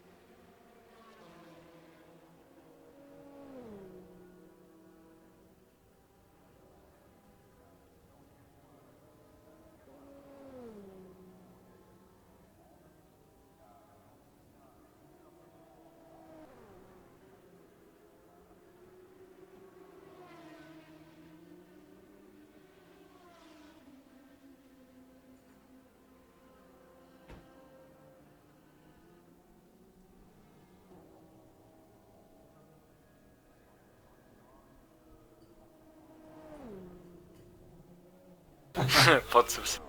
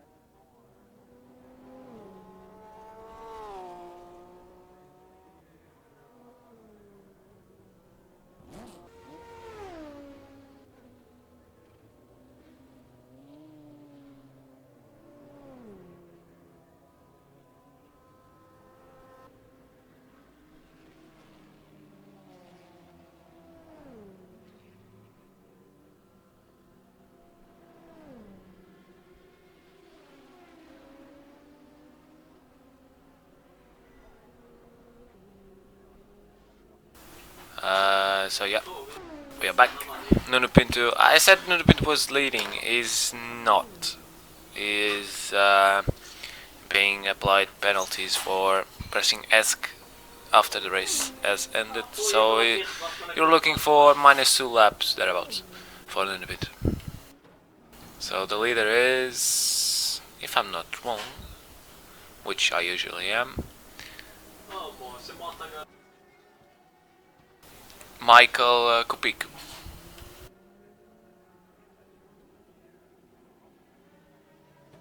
And this is the fight for second position. Just grab the fight as it happens. So Pedro Gomes defending from Fabio Enders for second position overall. And I think I have Kyle. Kyle, are you there? Hello. Hello. How are you today? I'm good, thanks. How are you? Always good. You've been watching the race, I think. Yeah, I've been watching it a little bit. I've also been doing other things with my flight simulator, but I've only been watching it for about the last 10 minutes. Sadly, I've missed a few hours. Yeah. You've been watching for 10 minutes. 10 minutes I've been away doing stuff on the background and the cameras have been stopped. But anyway, you said that you've been a ex-sim racer? That's correct, yeah. I haven't been racing much R Factor, but things like GT5 I used to race on, and also a bit of Formula 1 2013 as well. Yeah, exactly. As Pedro Gomes does a spin and crashes the car. You said too that you've been doing things on Flight Simulator? Yeah, that's correct, yes. I'm a bit of a flight simulator. Yeah, well, we are both then.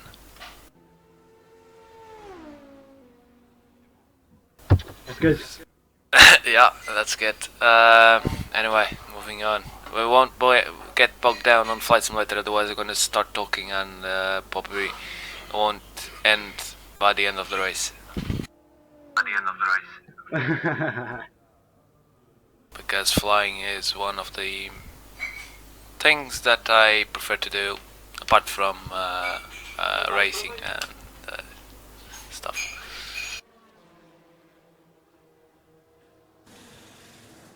So, let's see what's happening. Oh, the Porsche there on the pit entrance. So you're watching the race via what? SimRace TV? At the moment, yes, I'm hoping to get a Twitch link if possible. Ah,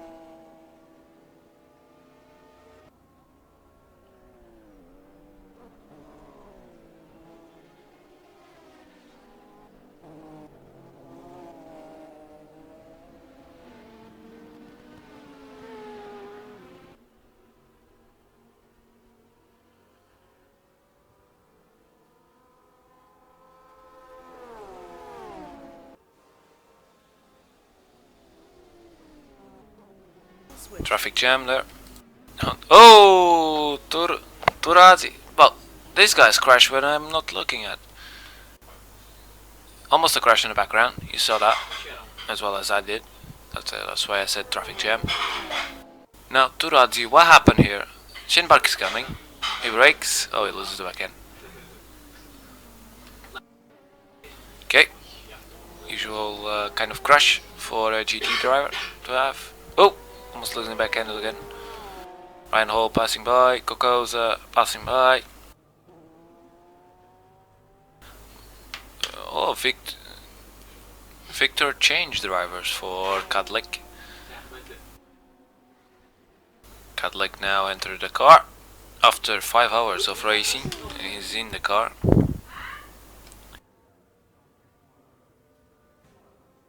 It's going to be dark in about, if the X factor hours are correct, at 8:30 will be full darkness. Are with Portuguese time, obviously, so it's 7:25. In about 1 hour, full darkness will fall on Le Mans, at least on the game.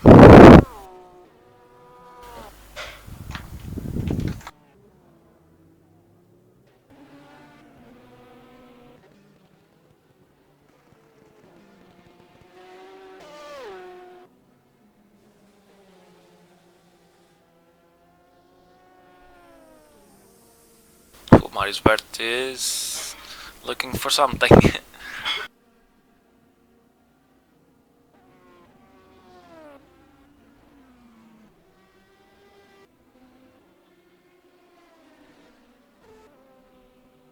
Pedro Gomes spun again on the Porsches.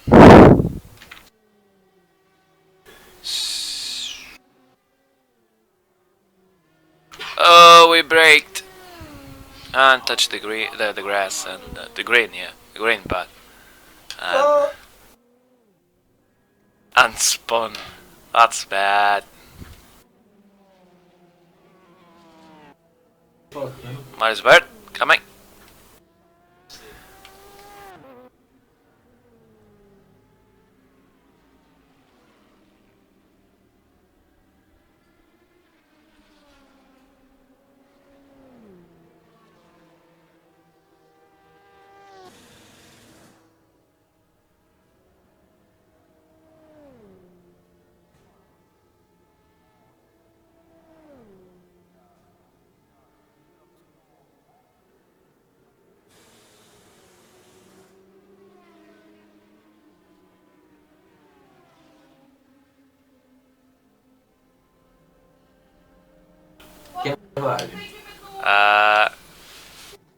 Someone is asking for an onboard lap of Marisbert. Alright, onboard lap with Marisbert. I'm gonna shut up at least. One full lap, so Mulsanne straight. Michelin chicane. There you go.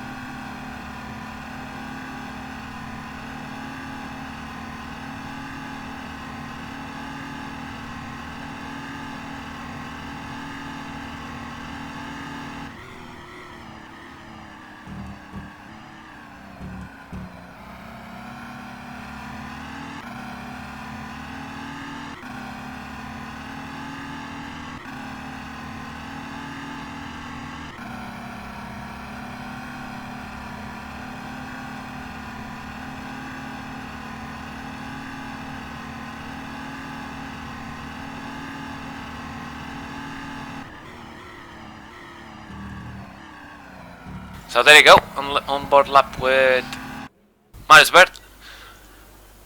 Flat out, pretty much all the way, and Marius doing a great lap, and somebody is messing about with don't move the mouse on XtremeRPM. So there you go. He's not the leader of the race. I think it's 51 Racing with the Audi, but we'll have to still confirm this information with Hugo.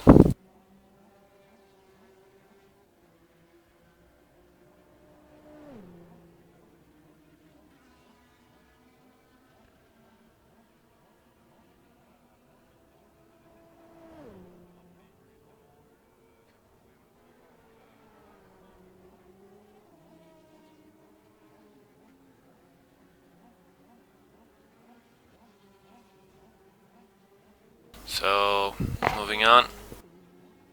I'm gonna try to put on Anthony De Mera and see one lap of him on board, just to you guys that watched Marius go around to see the difference. So, where is De Mera? Oh, here he is. Here he is. So, Mulsanne corner. And away we go. LMP2 lap of Le Mans, starting from Mulsanne corner. Just now.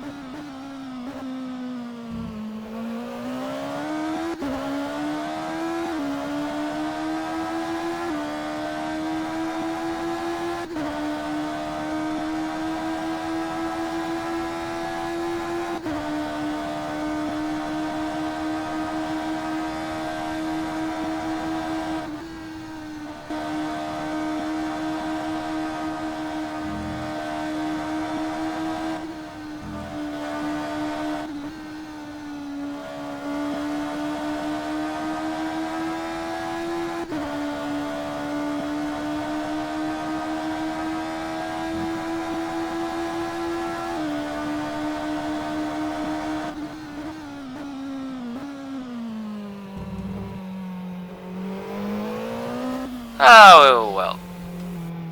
I knew that he would come to the pits. He's always like this. So GT GT leader then. Oof! Whoa, James crashing into Mulsanne corner.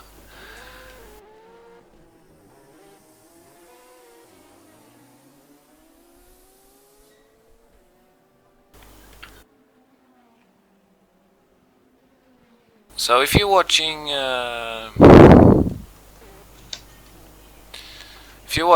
the race live timing and you're thinking, oh well, that's a mess on the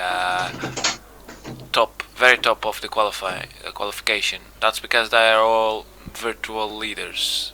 The penalties about ESC and escaping and quitting and coming back to the race will be, and penalties obviously, will be applied on the end of the race. So they are virtual leaders, and then they are the real leaders we don't know yet, just on the end of the race basically.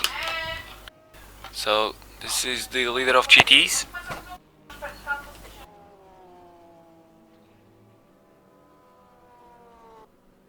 Jean-Charles René, semi-French, semi-British. I'm gonna go in board with him in a moment. Just he needs to complete 4 chicanes and the Mozambique block. Hopefully he will do that. I won't go to the pits like the LMP2 leader. Oh, here we go. Bonnet view, as always. Oh crap. There you go. Full lap on a GT car. leader of the GT cars, and I talk to you soon when they finish their lap, at least.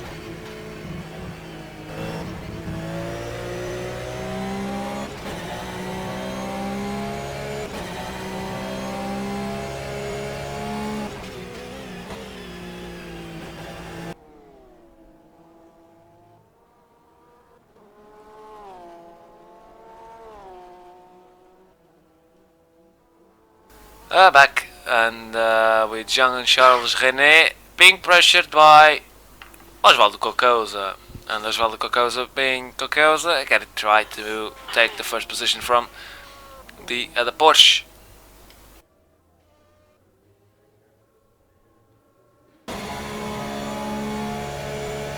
On board with Osvaldo, and this is a fight that's gonna last for, I don't know, 10 minutes. So you guys are gonna go on board with Osvaldo Cocosa until he passes by Charles, which will happen one way or the other, because Charles, I think, has the tires are dying, or already died, sorry. So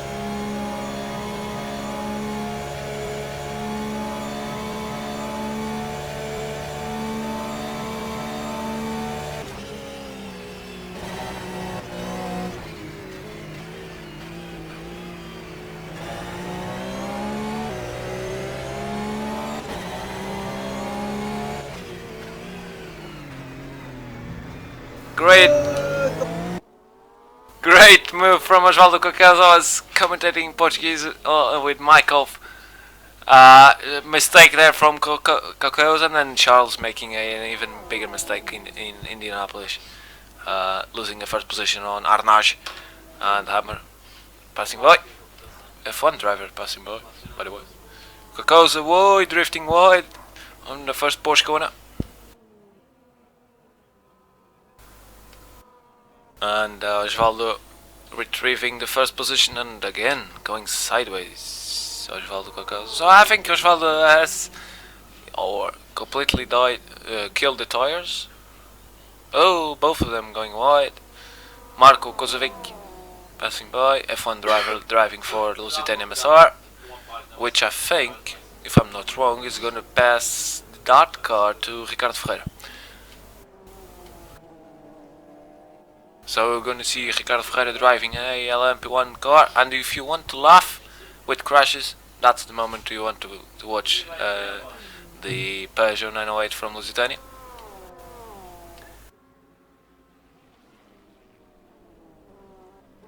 Osvaldo meanwhile going deep onto that left hander. Oh, this fight is one to watch then.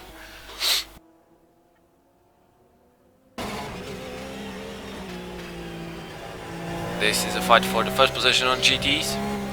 Osvaldo Cocosa retrieving the position from Charles on the Arnage corner. This is Tetra Rouge. Ooh, Charles going deep to Tetra Rouge.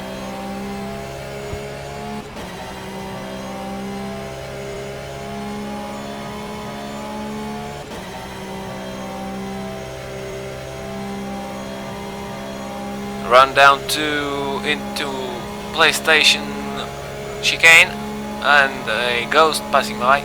That name Pedro Gomes from Project CR. Cocosa locking up the brakes. Oh, Charles almost going wide.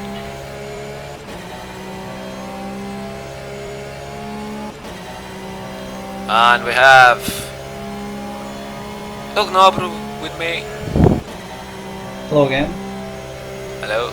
You could have talked. I know. So here we are.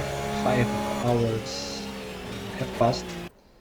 How is the racing, Eric? Good. We just saw a pretty good fight between the leads on the LMGT class, between Spirit Endurance Gent Lady and RFTT.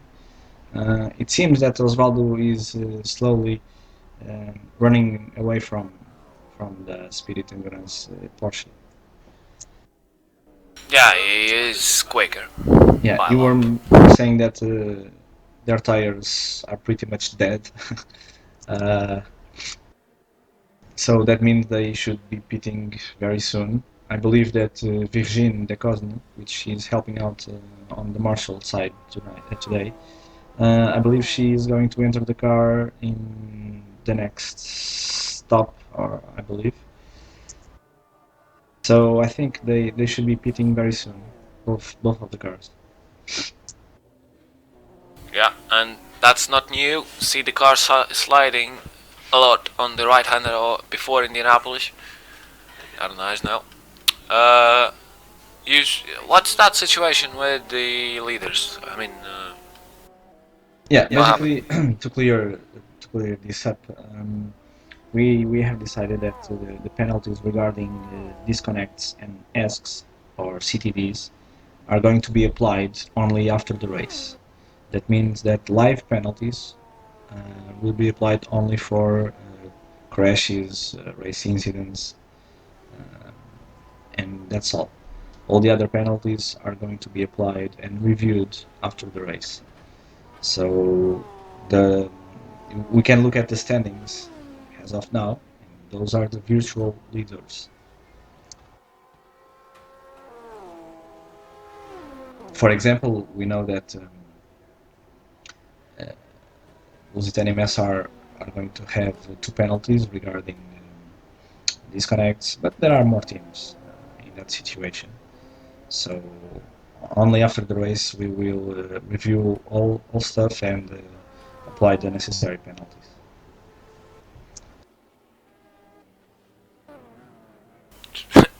Three cars into Mulsanne Kona.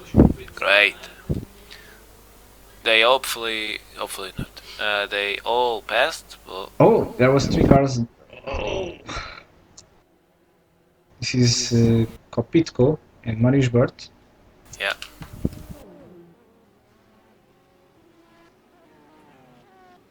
I believe that Kopitko is on P3. That's correct. The leaders are Lusitania SR, followed by 3 Wide Motorsport. Then P3 is Team RGPL, fourth position for 51 Racing. Very clean race for this team today. They did not make the best of qualifyings on Wednesday, but here they are, battling for at least a podium. They are on the same lap of the position number 2, which belongs to 3 Wide. So, pretty good race for 51 Racing today. Position 5 is for Project XTR. Pedro Gomes is at the wheel at the moment.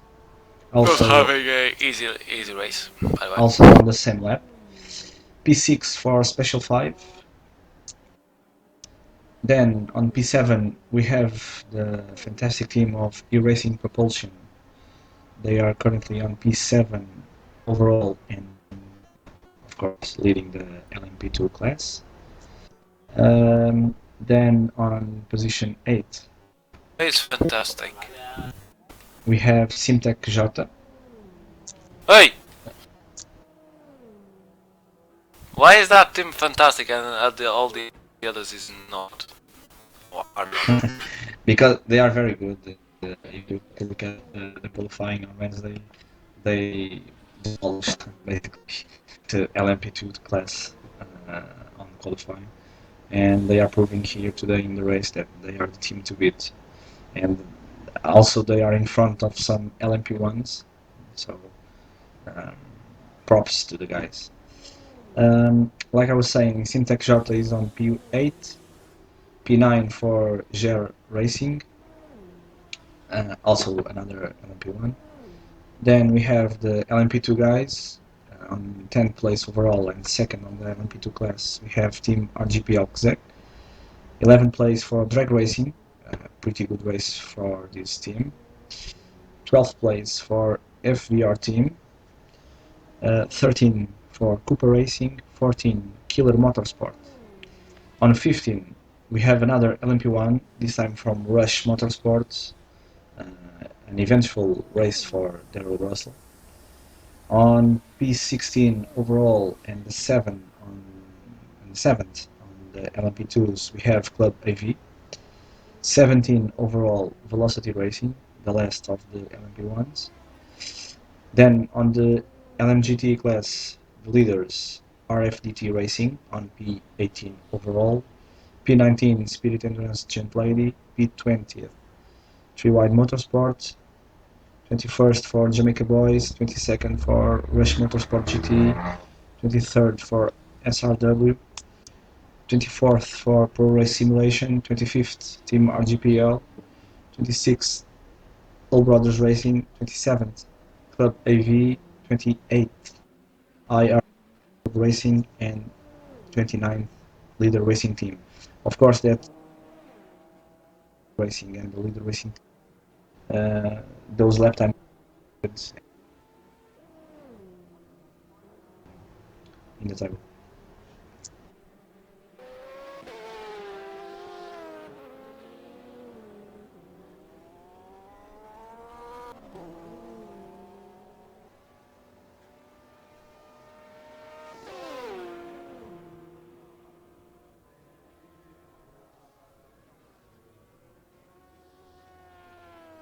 Oh, X-Men crashing in there.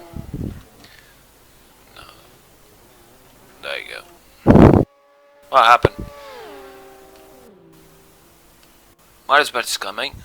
I think it was Marius. No. But oh yeah, it was. Big crash there. Marius won't be very good on the picture, that one.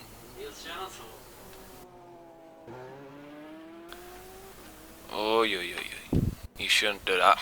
Marius there, not being very friendly to the Ferrari of Prosim Racing.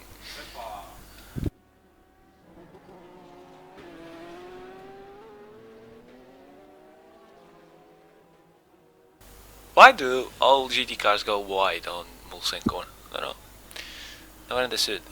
James Wilson from Jamaica Boys. Daniel Faber, Tried Motorsport GT. Mr. Chanel René. On Michelin Chicane.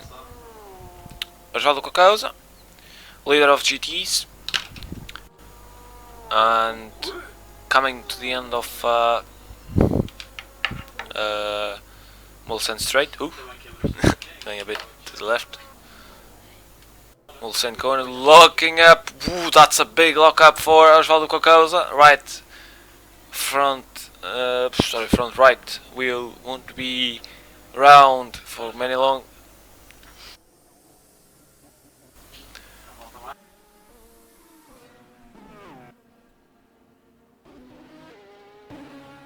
Where is the leader? There he is. The leader of LMP2 on board.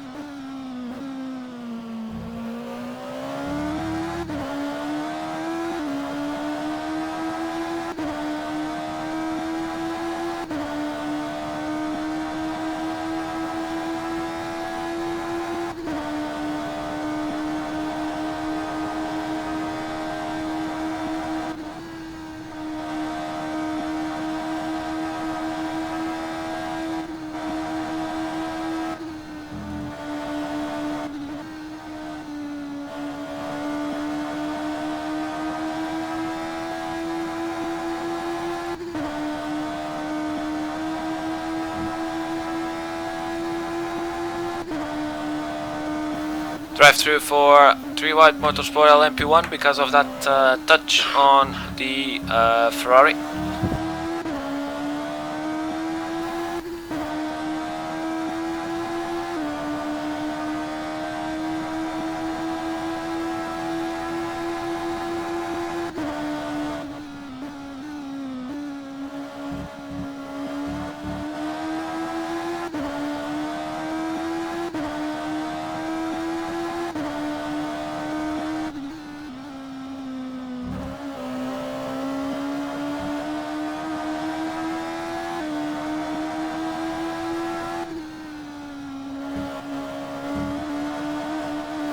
still on board with the LMP2 leader. The Meira still doing what he was built to do, go fast with the LMP2 car. These guys are one of the targets, especially for the LMP2 cars. They are at the moment at P7 overall. They are in front of 1, 2, 3, 4, 5, 4 LMP1 cars, so it is a pretty good race for these guys.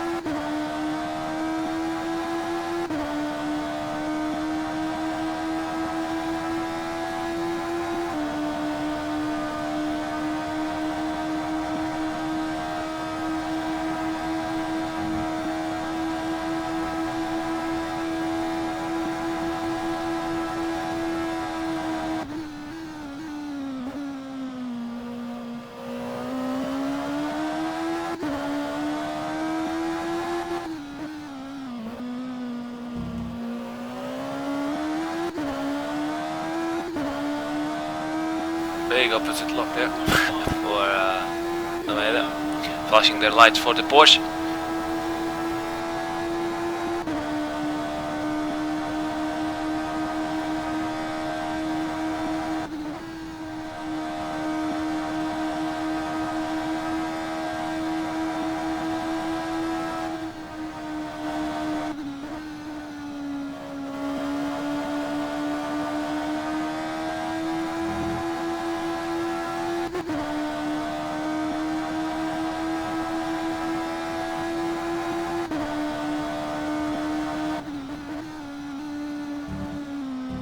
For chicanes, couple of drivers on the pits, Galde, St. George, all LMP2 cars,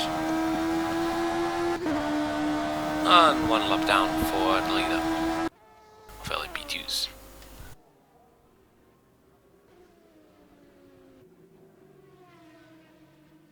Jill Sahaza, we didn't talk about much about 51 Racing, but they're still in it. So they are racing at home, so don't despise them. Balenhama with no headlights turned on, that could be a problem. Kopiko with lights on. Shane Burke or Adam Williams. Pedro Gomes for the XTR car. I'm Marius Verde.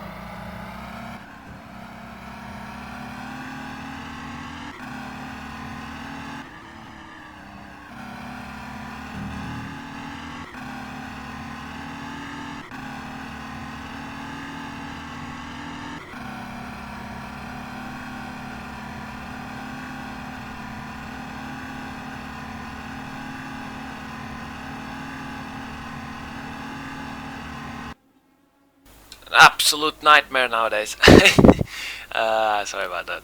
8 o'clock, 8 and 5 p.m. 8:05 p.m. on Portugal, and full night, full darkness on Le Mans. From now on is a night race, so if you don't see the cars, don't worry, we don't as well.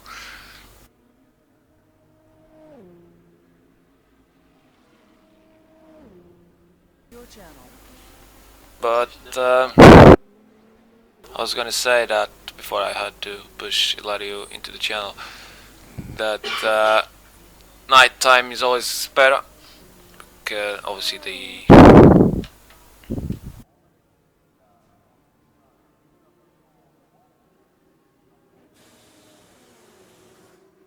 because of the amount of effects that the Factor has for the night. This is the jump-ish of Le Mans.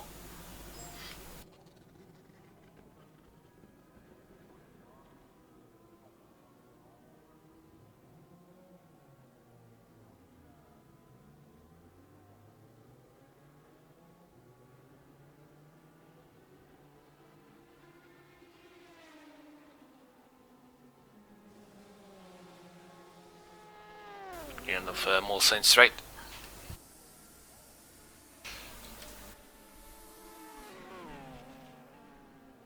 Now the night factor comes into play as well.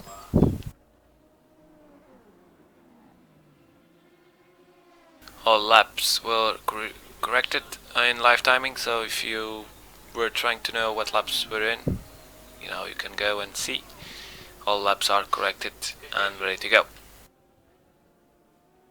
Okay, how much I have to. So, leader of the race, this live timing worked. Marco Kozovic, and this is all his virtual leaders. Mikhail Kopiko is P2, Marius Bert is P3, P4 is Gilles Sarrazin, and P5 is Pedro Gomes. This is the top 5 at 8:07 p.m. in Portugal. So,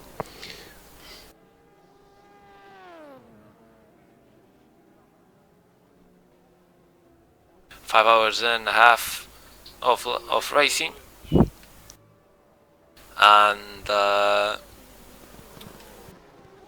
with Eladio here, I'm gonna try and get some rest into my eyes, and I'm gonna see you back in a short time. I'm not sure if Eladio will commentate. I'm pretty sure he won't, but anyway, there you go. Yeah, I'll try my best. There you go. So Eladio will try to commentate a bit. I'm gonna try to ask to Ugu to help if he can. I'm pretty sure he won't, because he's not watching on our review. But Eladio, good luck. Thank you, mate. Don't fall asleep. I won't. 10, I'm here.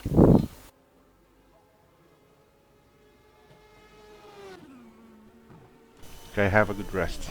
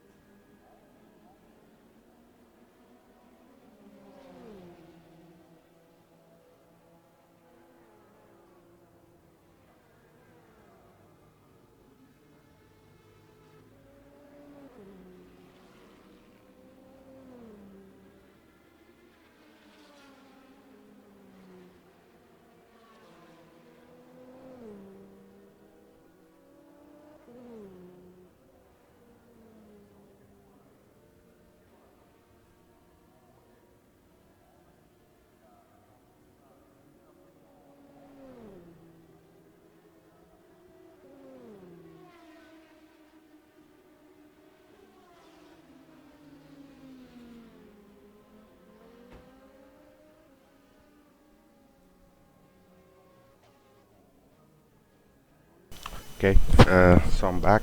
I've been configuring some things, so I'm sorry for that. So nighttime is here, and this is where it's all gets tricky and difficult. It's been few hours now since the beginning of the race. So many drivers are, although they've most of the teams have changed drivers. The drivers must be getting somewhat tired, as well as the team, and everyone's been awake for a while and trying to focus. And so this is uh, this is where all starts to get difficult. So far from what I've seen, it's been a very interesting race. I've been following it for about an hour, and yeah, it's been interesting. Not many battles on the track, but in the live timing, it's really interesting, especially if you actually heard Enrique say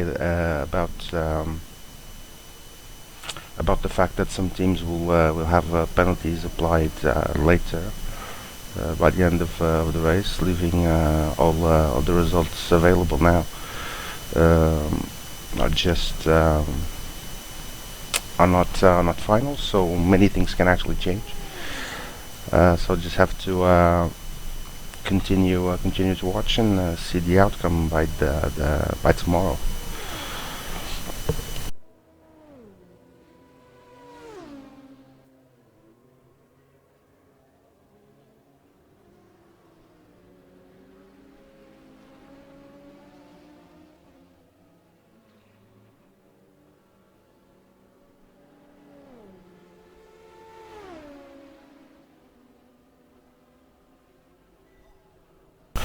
So provisional results state that Lusitanium SR team with Marko Koskovic on the wheel is actually the leader, but we know that's not true because they have some penalties applied for pressing ESC throughout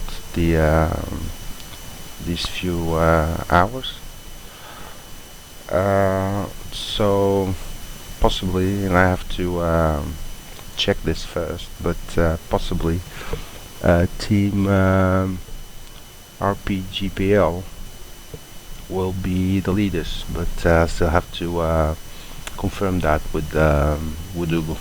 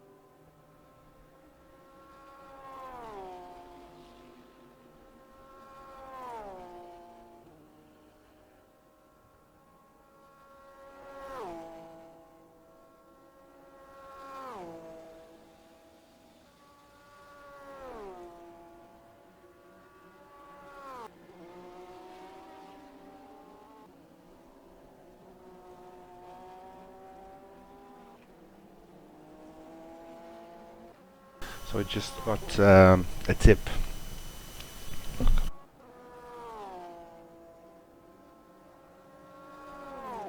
Just got a tip about this this fight happening on track. So that's Osvaldo Cocosa against trying to run away from the driver behind, which is let me check.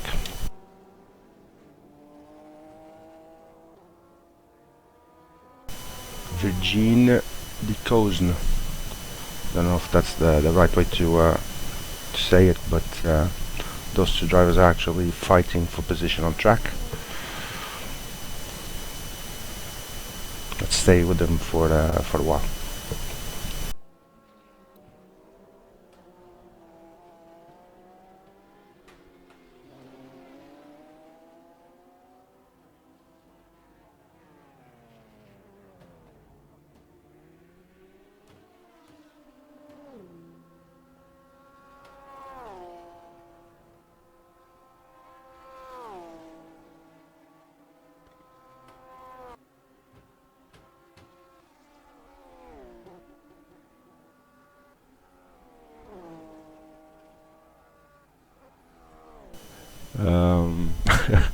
Oh my god, this is actually epic.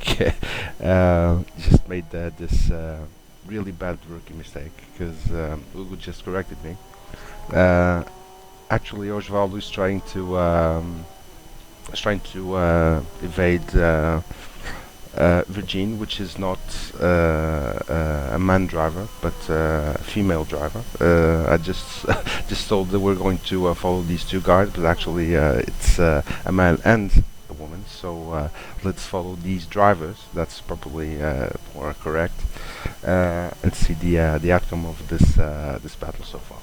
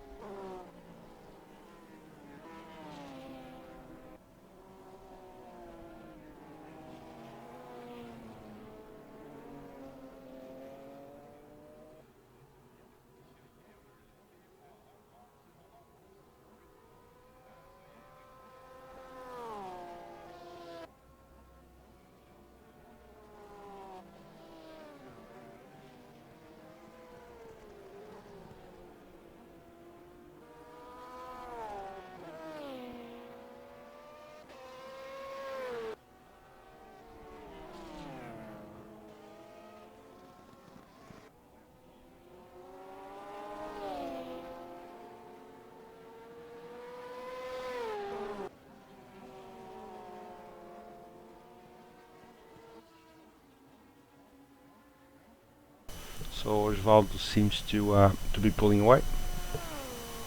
Regine is not being as fast as Osvaldo, so the gap is getting bigger, it's stretching. It's not stretching like losing sight, but actually Osvaldo is maintaining a very good distance and is actually trying to get away from Regine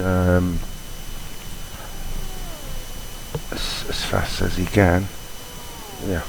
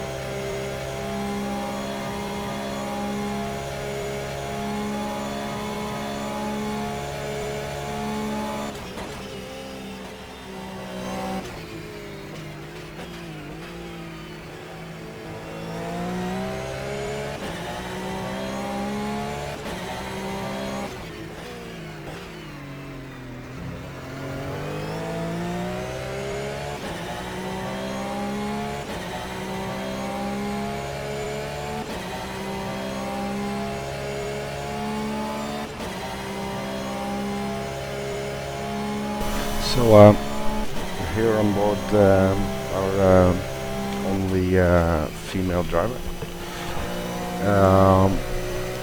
Just when we got a hint from Ugo saying that Cooper Racing just got a drive-through penalty for hitting another car from behind. I don't know if they served the penalty already, but that's some information for you guys.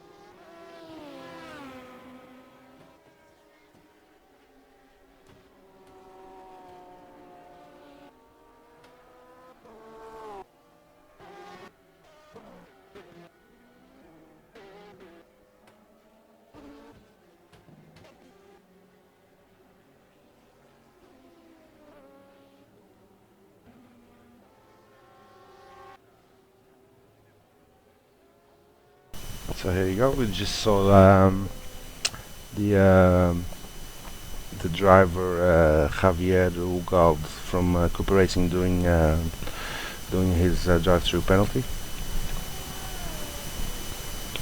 Just have to try his best to try and get the time back that he lost. Oh God! He just hit the wall. Just he lost the back end there and just went right to the side wall. Probably got some damage on the front right of his car. I think actually the front panel actually fell. Let's see if we can actually prove this.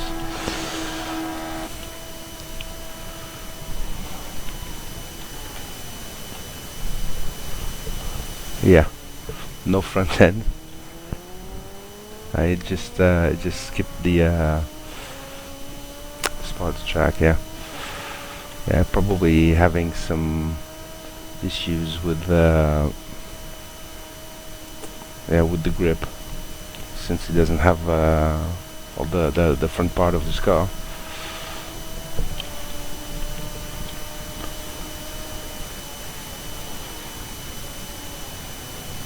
We'll just have to crawl back to pits and try to fix his front end. Really unfortunately, actually, just went into the into the track from doing his drive-through penalty, and is going to end up in the pits again.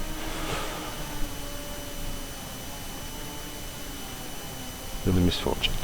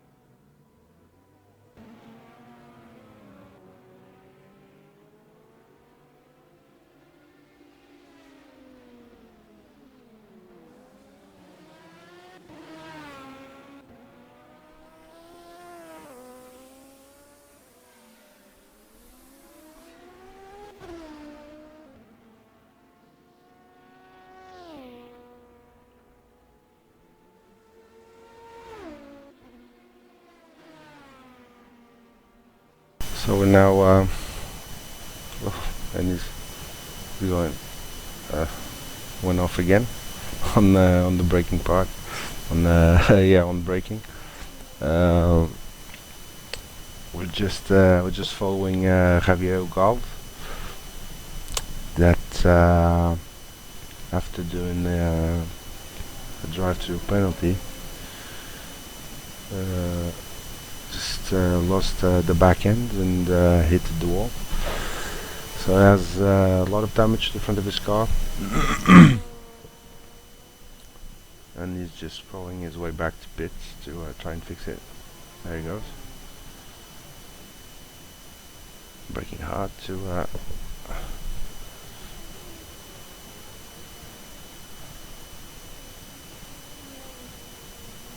well, he's in the pits.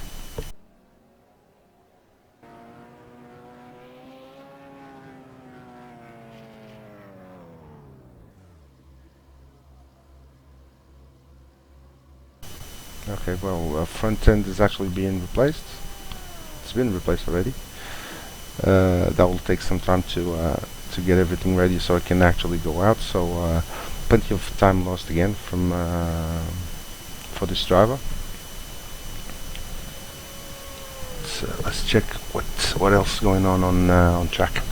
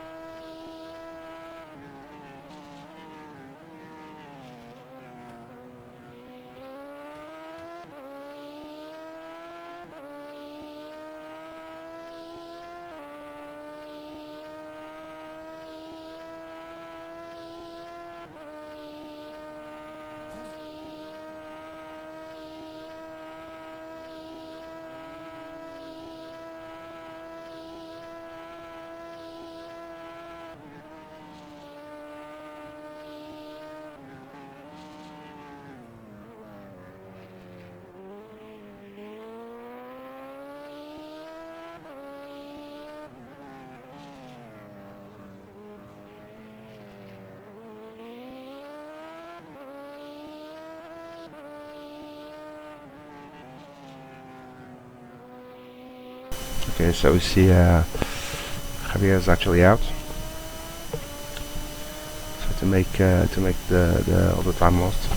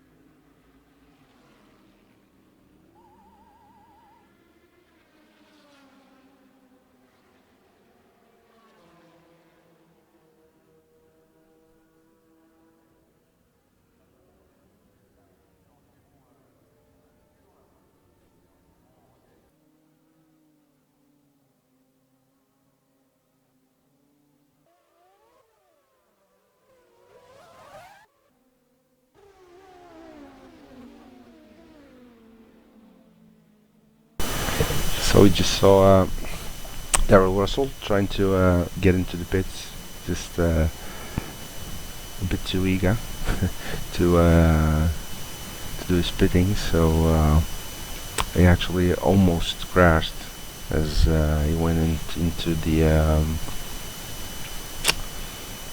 the pit. So I think probably from what I've seen here in lifetime, he'll probably lose a position to the driver behind him,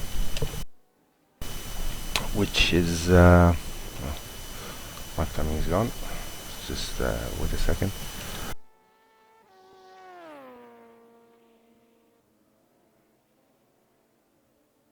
Yeah, to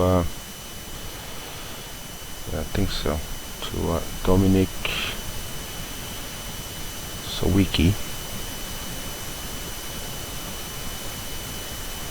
No, was it Rafael Camilo? No. I think it was to Dominic Sawicki.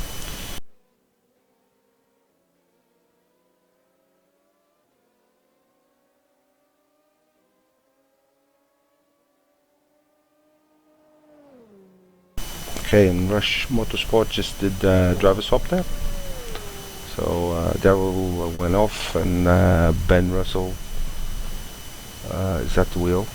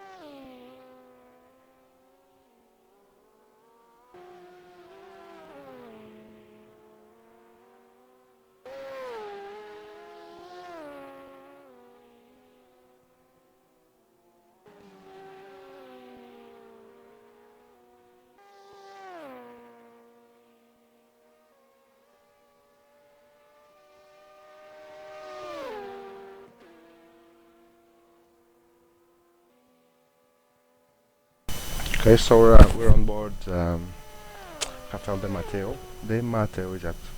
Yeah, that's it. It's just 6 seconds away from the driver in front of him, Camilo. I think so.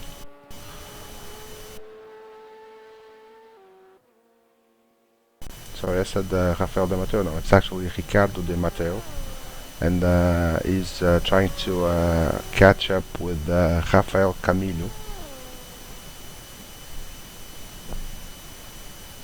And he's maintaining some pressure on Rafael, so the gap is actually maintaining or getting shorter, but just.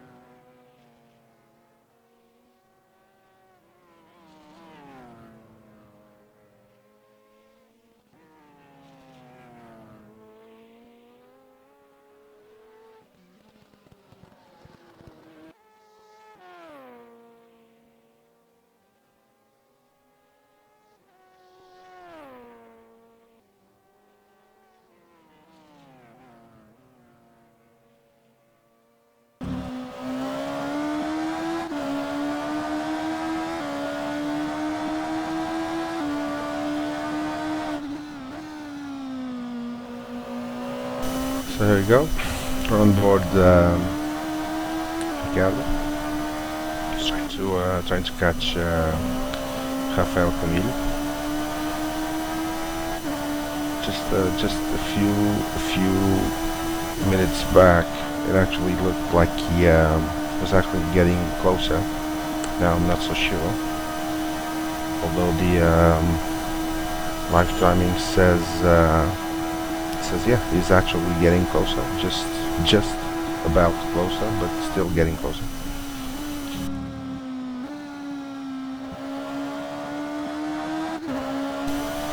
You just saw a driver off there.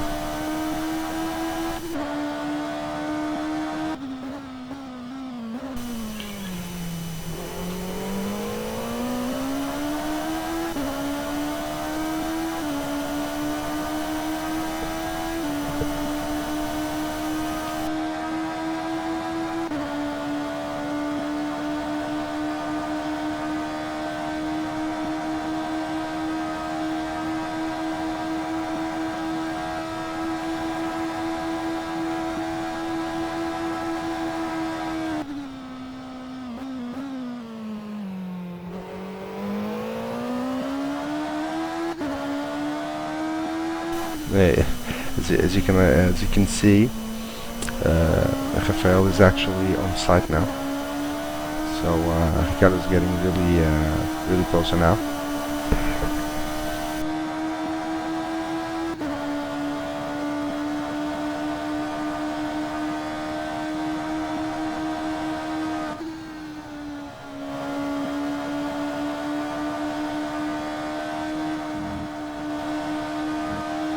And yeah, live timing confirms it. Is actually 3 seconds away, so it's getting closer. Just have to maintain here, be patient, and we'll eventually see an on-track overtake. It's always good.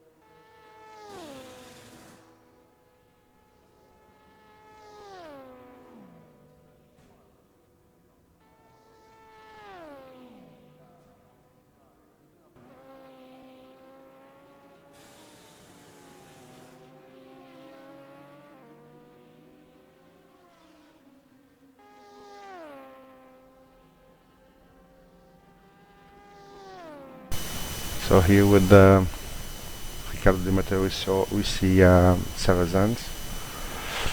He's the current 4th placeman, provisionally, at least.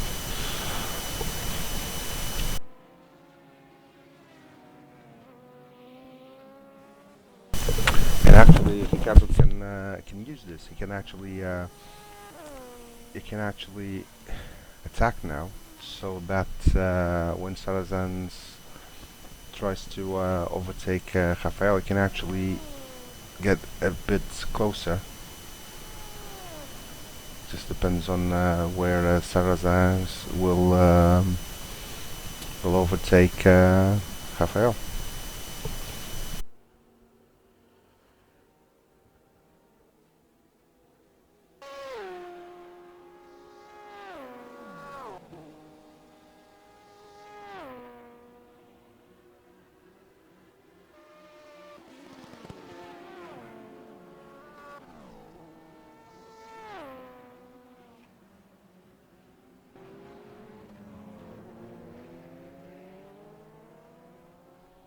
saw the Porsche going out there, Santos. Just run a bit too wide.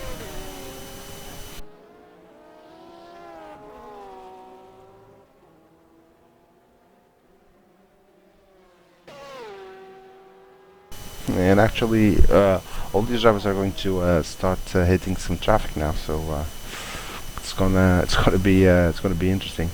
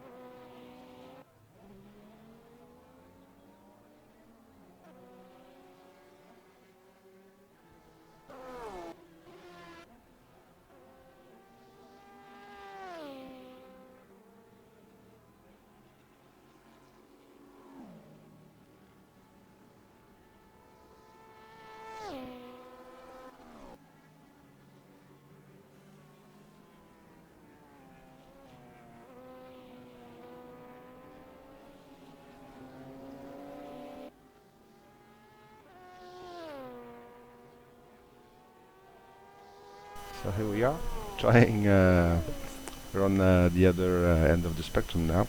So we see with Rafael Camilo, you see Ricardo in the background, just trying to gain some ground there, but it's actually not happening in this last lap because although now he actually looks closer, but the live timing says otherwise, says that Rafael Camilo is maintaining a 3-second gap, so there's not much gain there. So.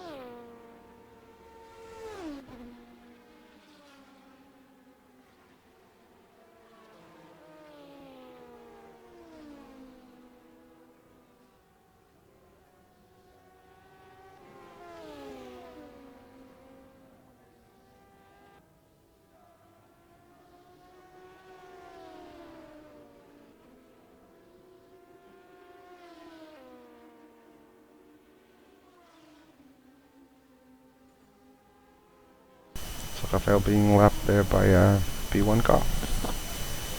Just saw while he was overtaking Ricardo on the background, still trying to gain some ground.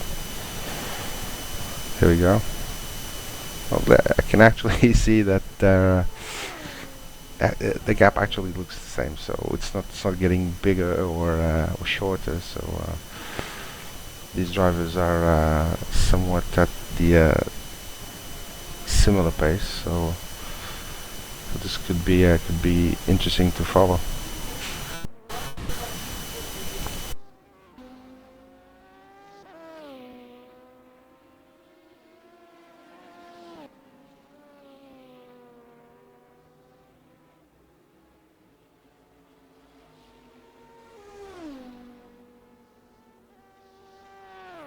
Yeah, actually, live timing says that Rafael Camilo did 3:37.0 this last lap, and Ricardo De Matteo did 3:37.6. So just 6 tenths away. So that's not it's not very much in a long track like this.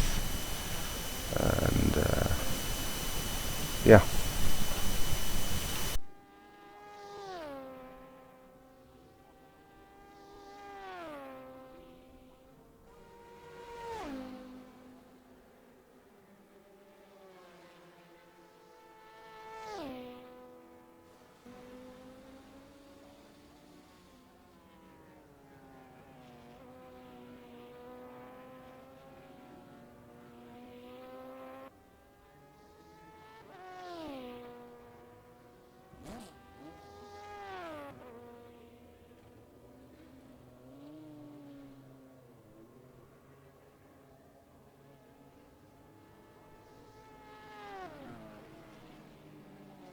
So far we have 28 teams still racing.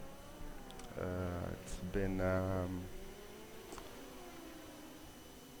been almost 7 hours since the beginning of the race, so 6 hours and 50. So I have 28 teams on board with us, still racing, which is something that does not ceases to amaze me, because we have 20.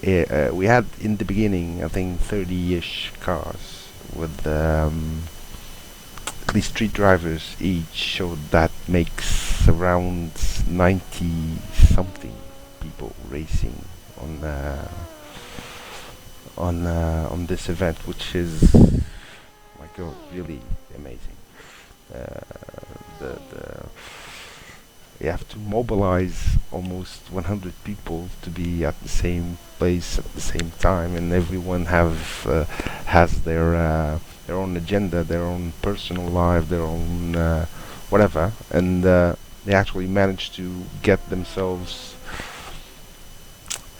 I don't know, arranged in a way that they all can participate in an event like this, so which is something that really amazes me, because although this is called like sim racing, this is still a game, and we actually lose a lot of time on this, and it's, I don't know, I'm almost speechless to see the amount of dedication and how many people actually enjoy doing this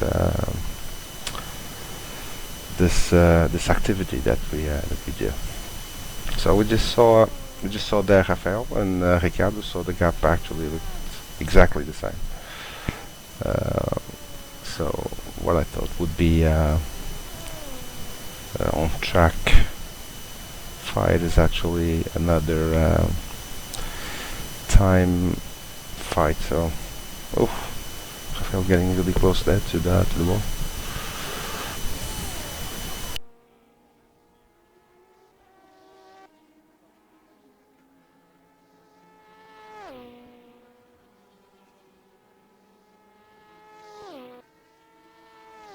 A great shot there from Rafael's car. Just seeing the cars in the background with all the lights on. It's actually really nice.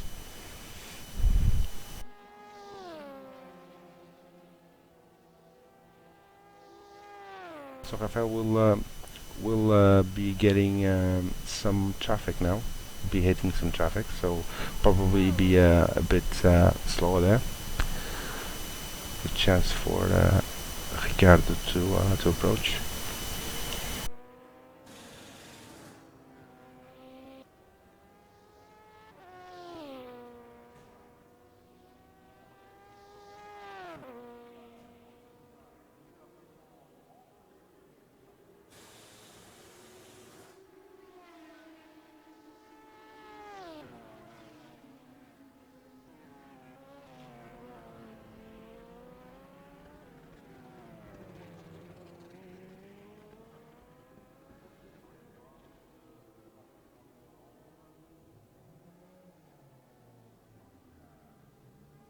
So we're now seeing 2.9 gap from Rafael over Ricardo, which means that Ricardo gained a bit there, and it's getting closer.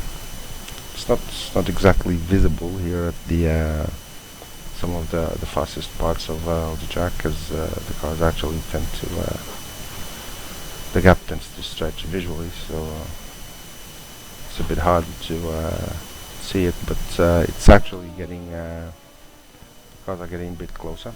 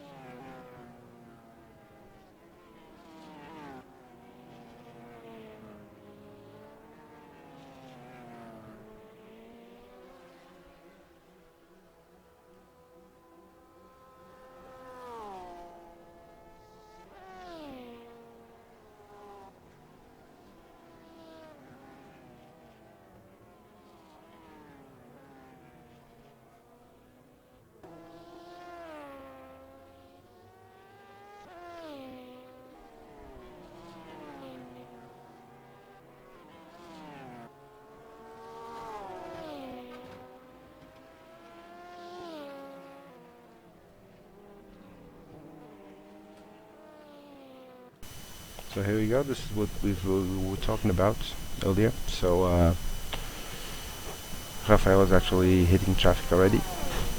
Just saw he had to do some wood moves to get on the inside of that Porsche. So this could be the perfect time. I can actually see that Ricardo is really getting closer now. So let's just stay with these guys and see the outcome of this.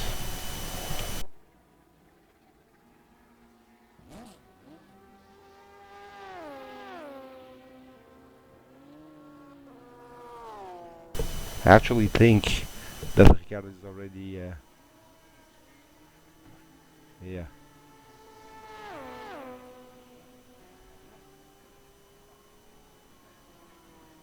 He's just on top of probably yeah.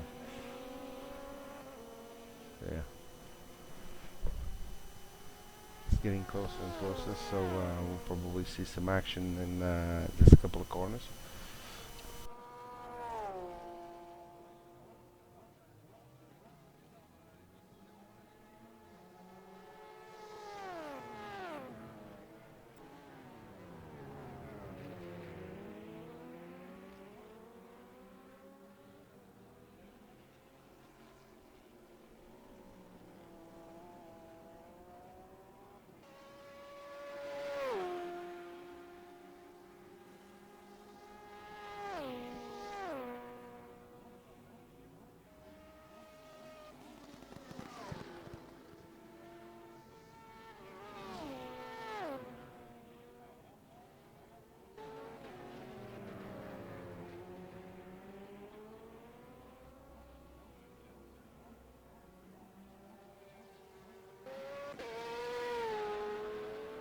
And the battle begins. So Rafael just went a bit wide there.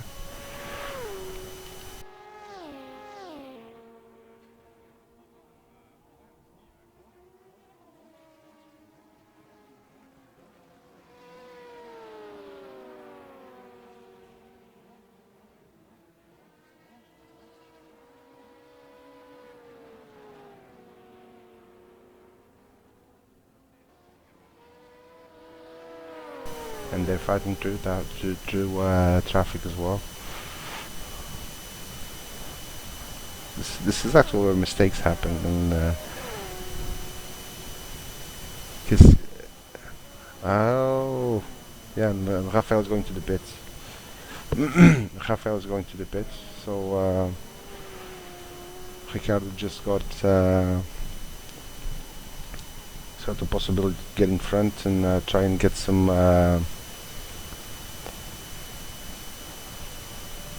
try and do a fast lap to gain some time on this driver.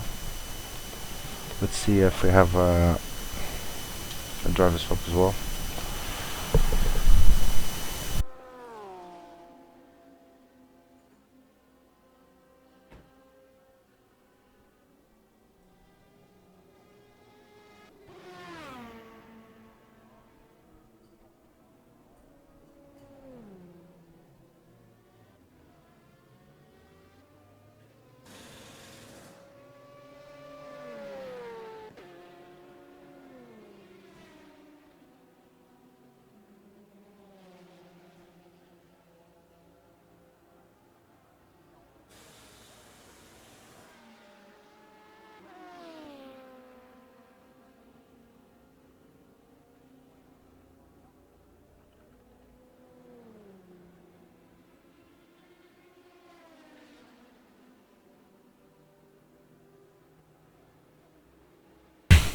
And so, a battle down the drain. Just when we thought we were going to see interesting couple of laps with Ricardo trying to slipstream Rafael on the straight, and we had a change of driver swap. So we have Gregorio now going on the wheel. Let's see his first name.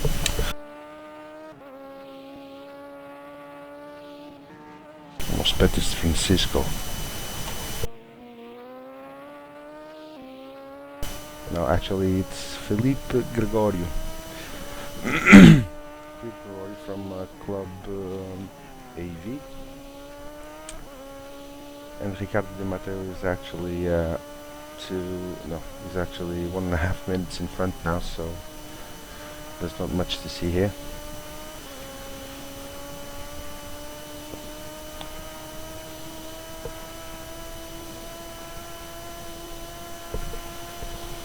So here we go.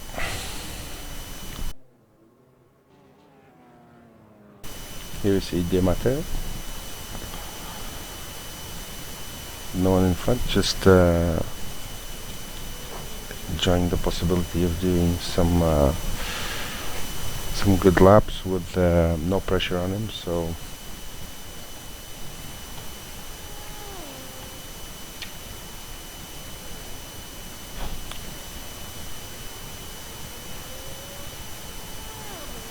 and here we have a female driver, which is actually, if I'm not mistaken, she's battling it off again with Osvaldo.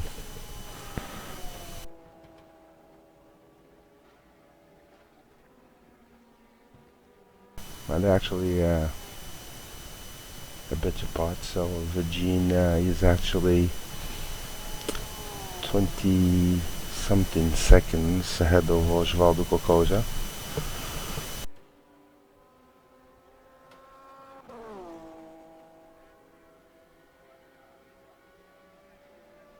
Let's try and see our leaders.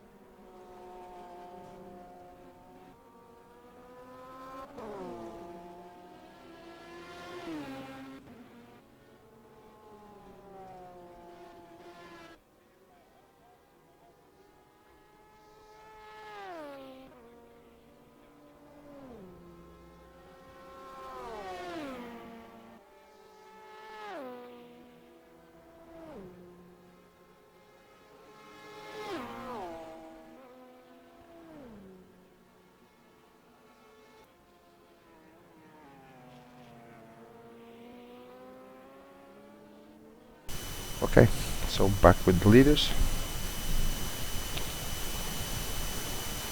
Marco Kocevic from Lusitania SR.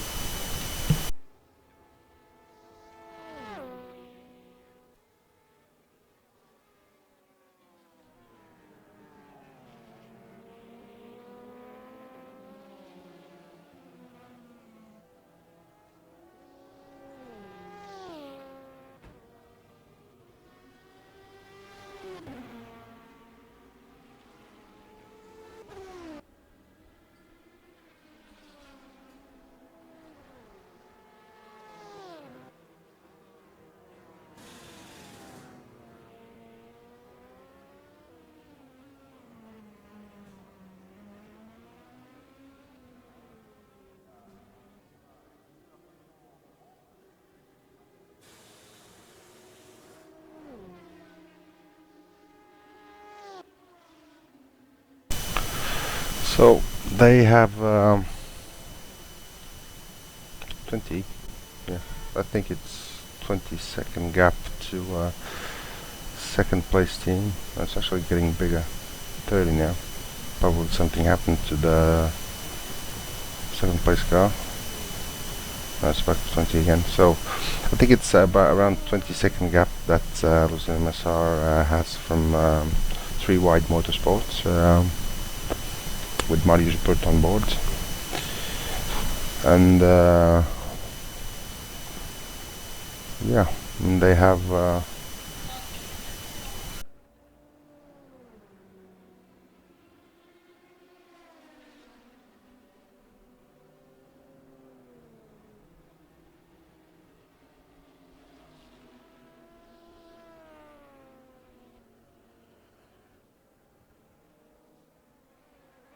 yeah, sorry. So Matusz Mulder from Team RGPL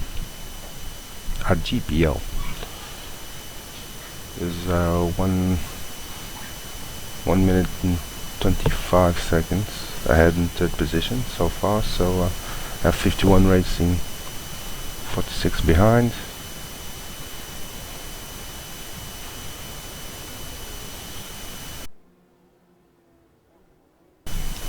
And in fifth position you have Project XTR with Ricardo Azevedo, 1 minute 21 behind 51 Racing Car from Gilles Sarrazin. So that's your top 5 so far.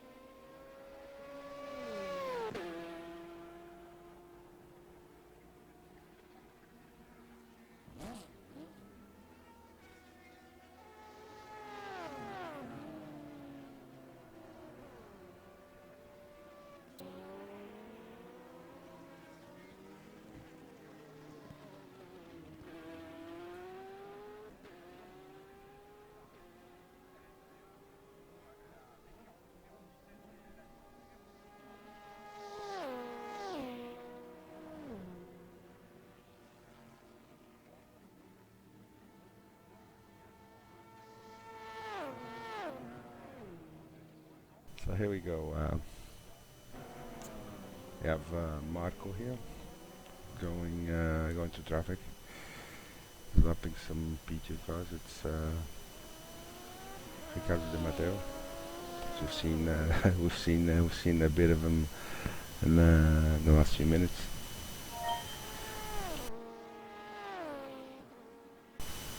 Oh, and Marco almost went off there because I don't know if Ricardo didn't see him or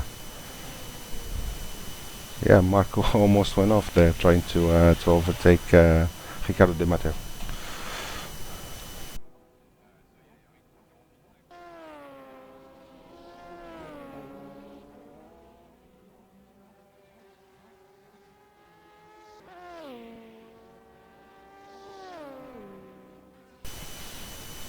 And here Marco is trying again. It's not a it's proving not to be a very easy task to overtake Ricardo de Matteo. You should be getting some blue flags or.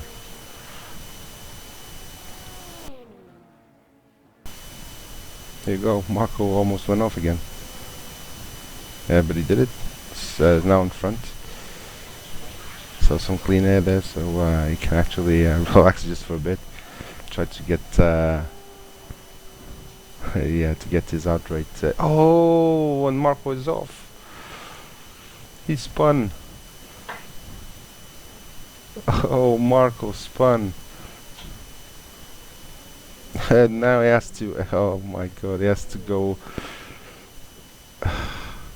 And probably that's. They had almost 20 seconds they had a gap of 20 seconds. So Marco probably lost a lot of it just there. So let's just take a look at live timing.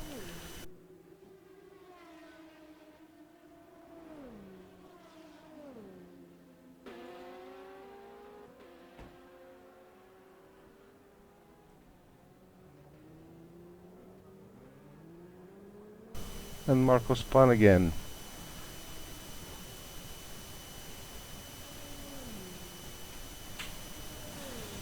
Spun again is being chased down by Mariusz Burt. I think so. Let me just check. Yeah, yeah, exactly. So we have a battle for the lead now. On track with Marko Kocevic just in front of Mariusz Burt. Mariusz Burt seems much quicker now. This was the result of two spins from Marco.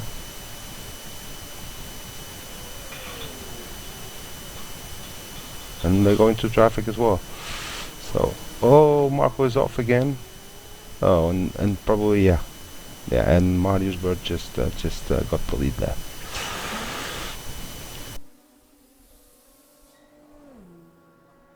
So I have a new leader. I have Mariusz Burt, and Marco is trying to come back on the fast part of the circuit, using some slipstream, but his car doesn't seem to be in perfect condition.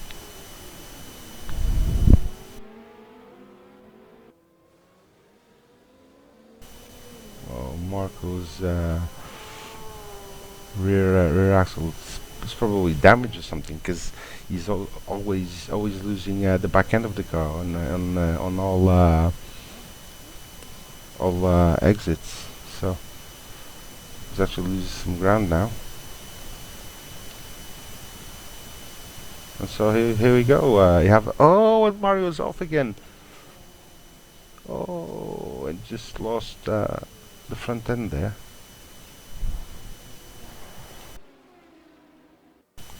Let's just see that again. Just a bit wide here. Just on into the wall, and just lost the front end of the car there. So we'll probably have to pit, and unfortunate for Lucian and myself. So here we go. Marco going to the pit. New leaders now, 3 Wide Motorsport with Mariusz Burt on the wheel.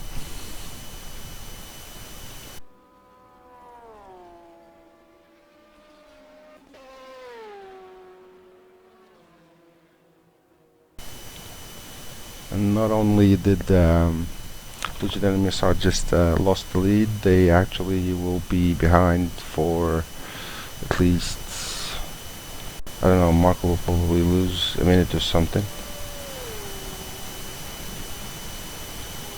Just to fix the front of the car and probably do some tire change as well. So there you go, that's racing for you. You have a new lead on the 24-hour race with the 3 Wide Motorsport with Marius Bert on the wheel. Is now a lap in front of second placed car from Lusitano MSR, Marko Koskovic on the wheel. That's actually not a lap down, no. He's 1 minute and 52 seconds behind, which is really bad. So a lot of ground to gain back, and they're actually being chased down now by Lematrica, which is Team RGPL, which is only 16 seconds away. So let's try and focus on that.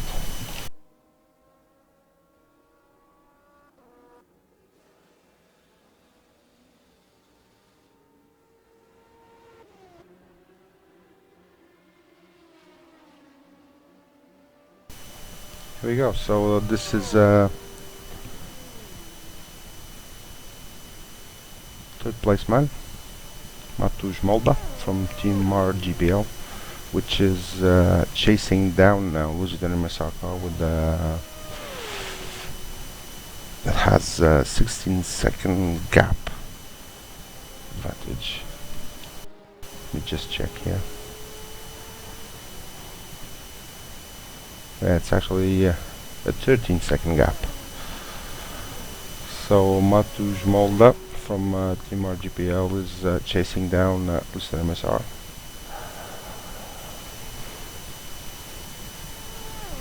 And these 3 guys are actually pretty close, so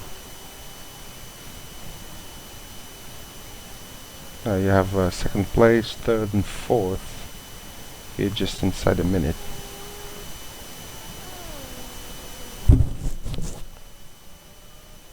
It's inside 40-ish seconds. They're actually pretty close to each other.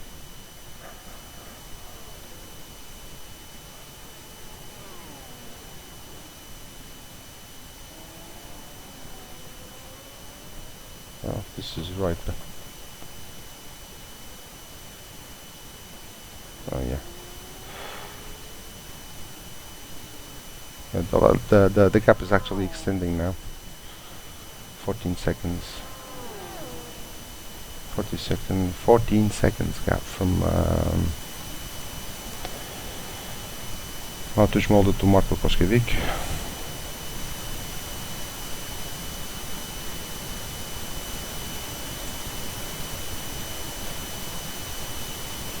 Yeah, but actually,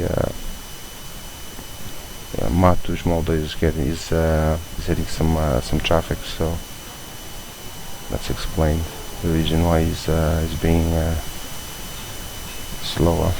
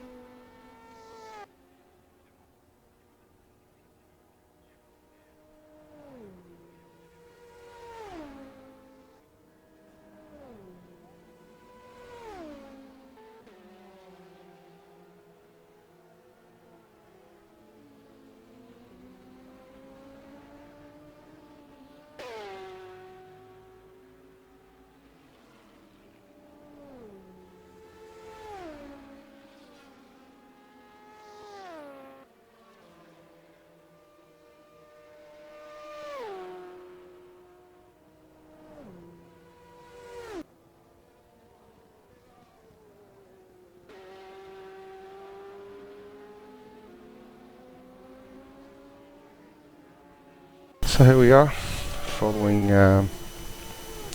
Matusz Molda from Team RGPL, just trying to catch up with Lieutenant Mr.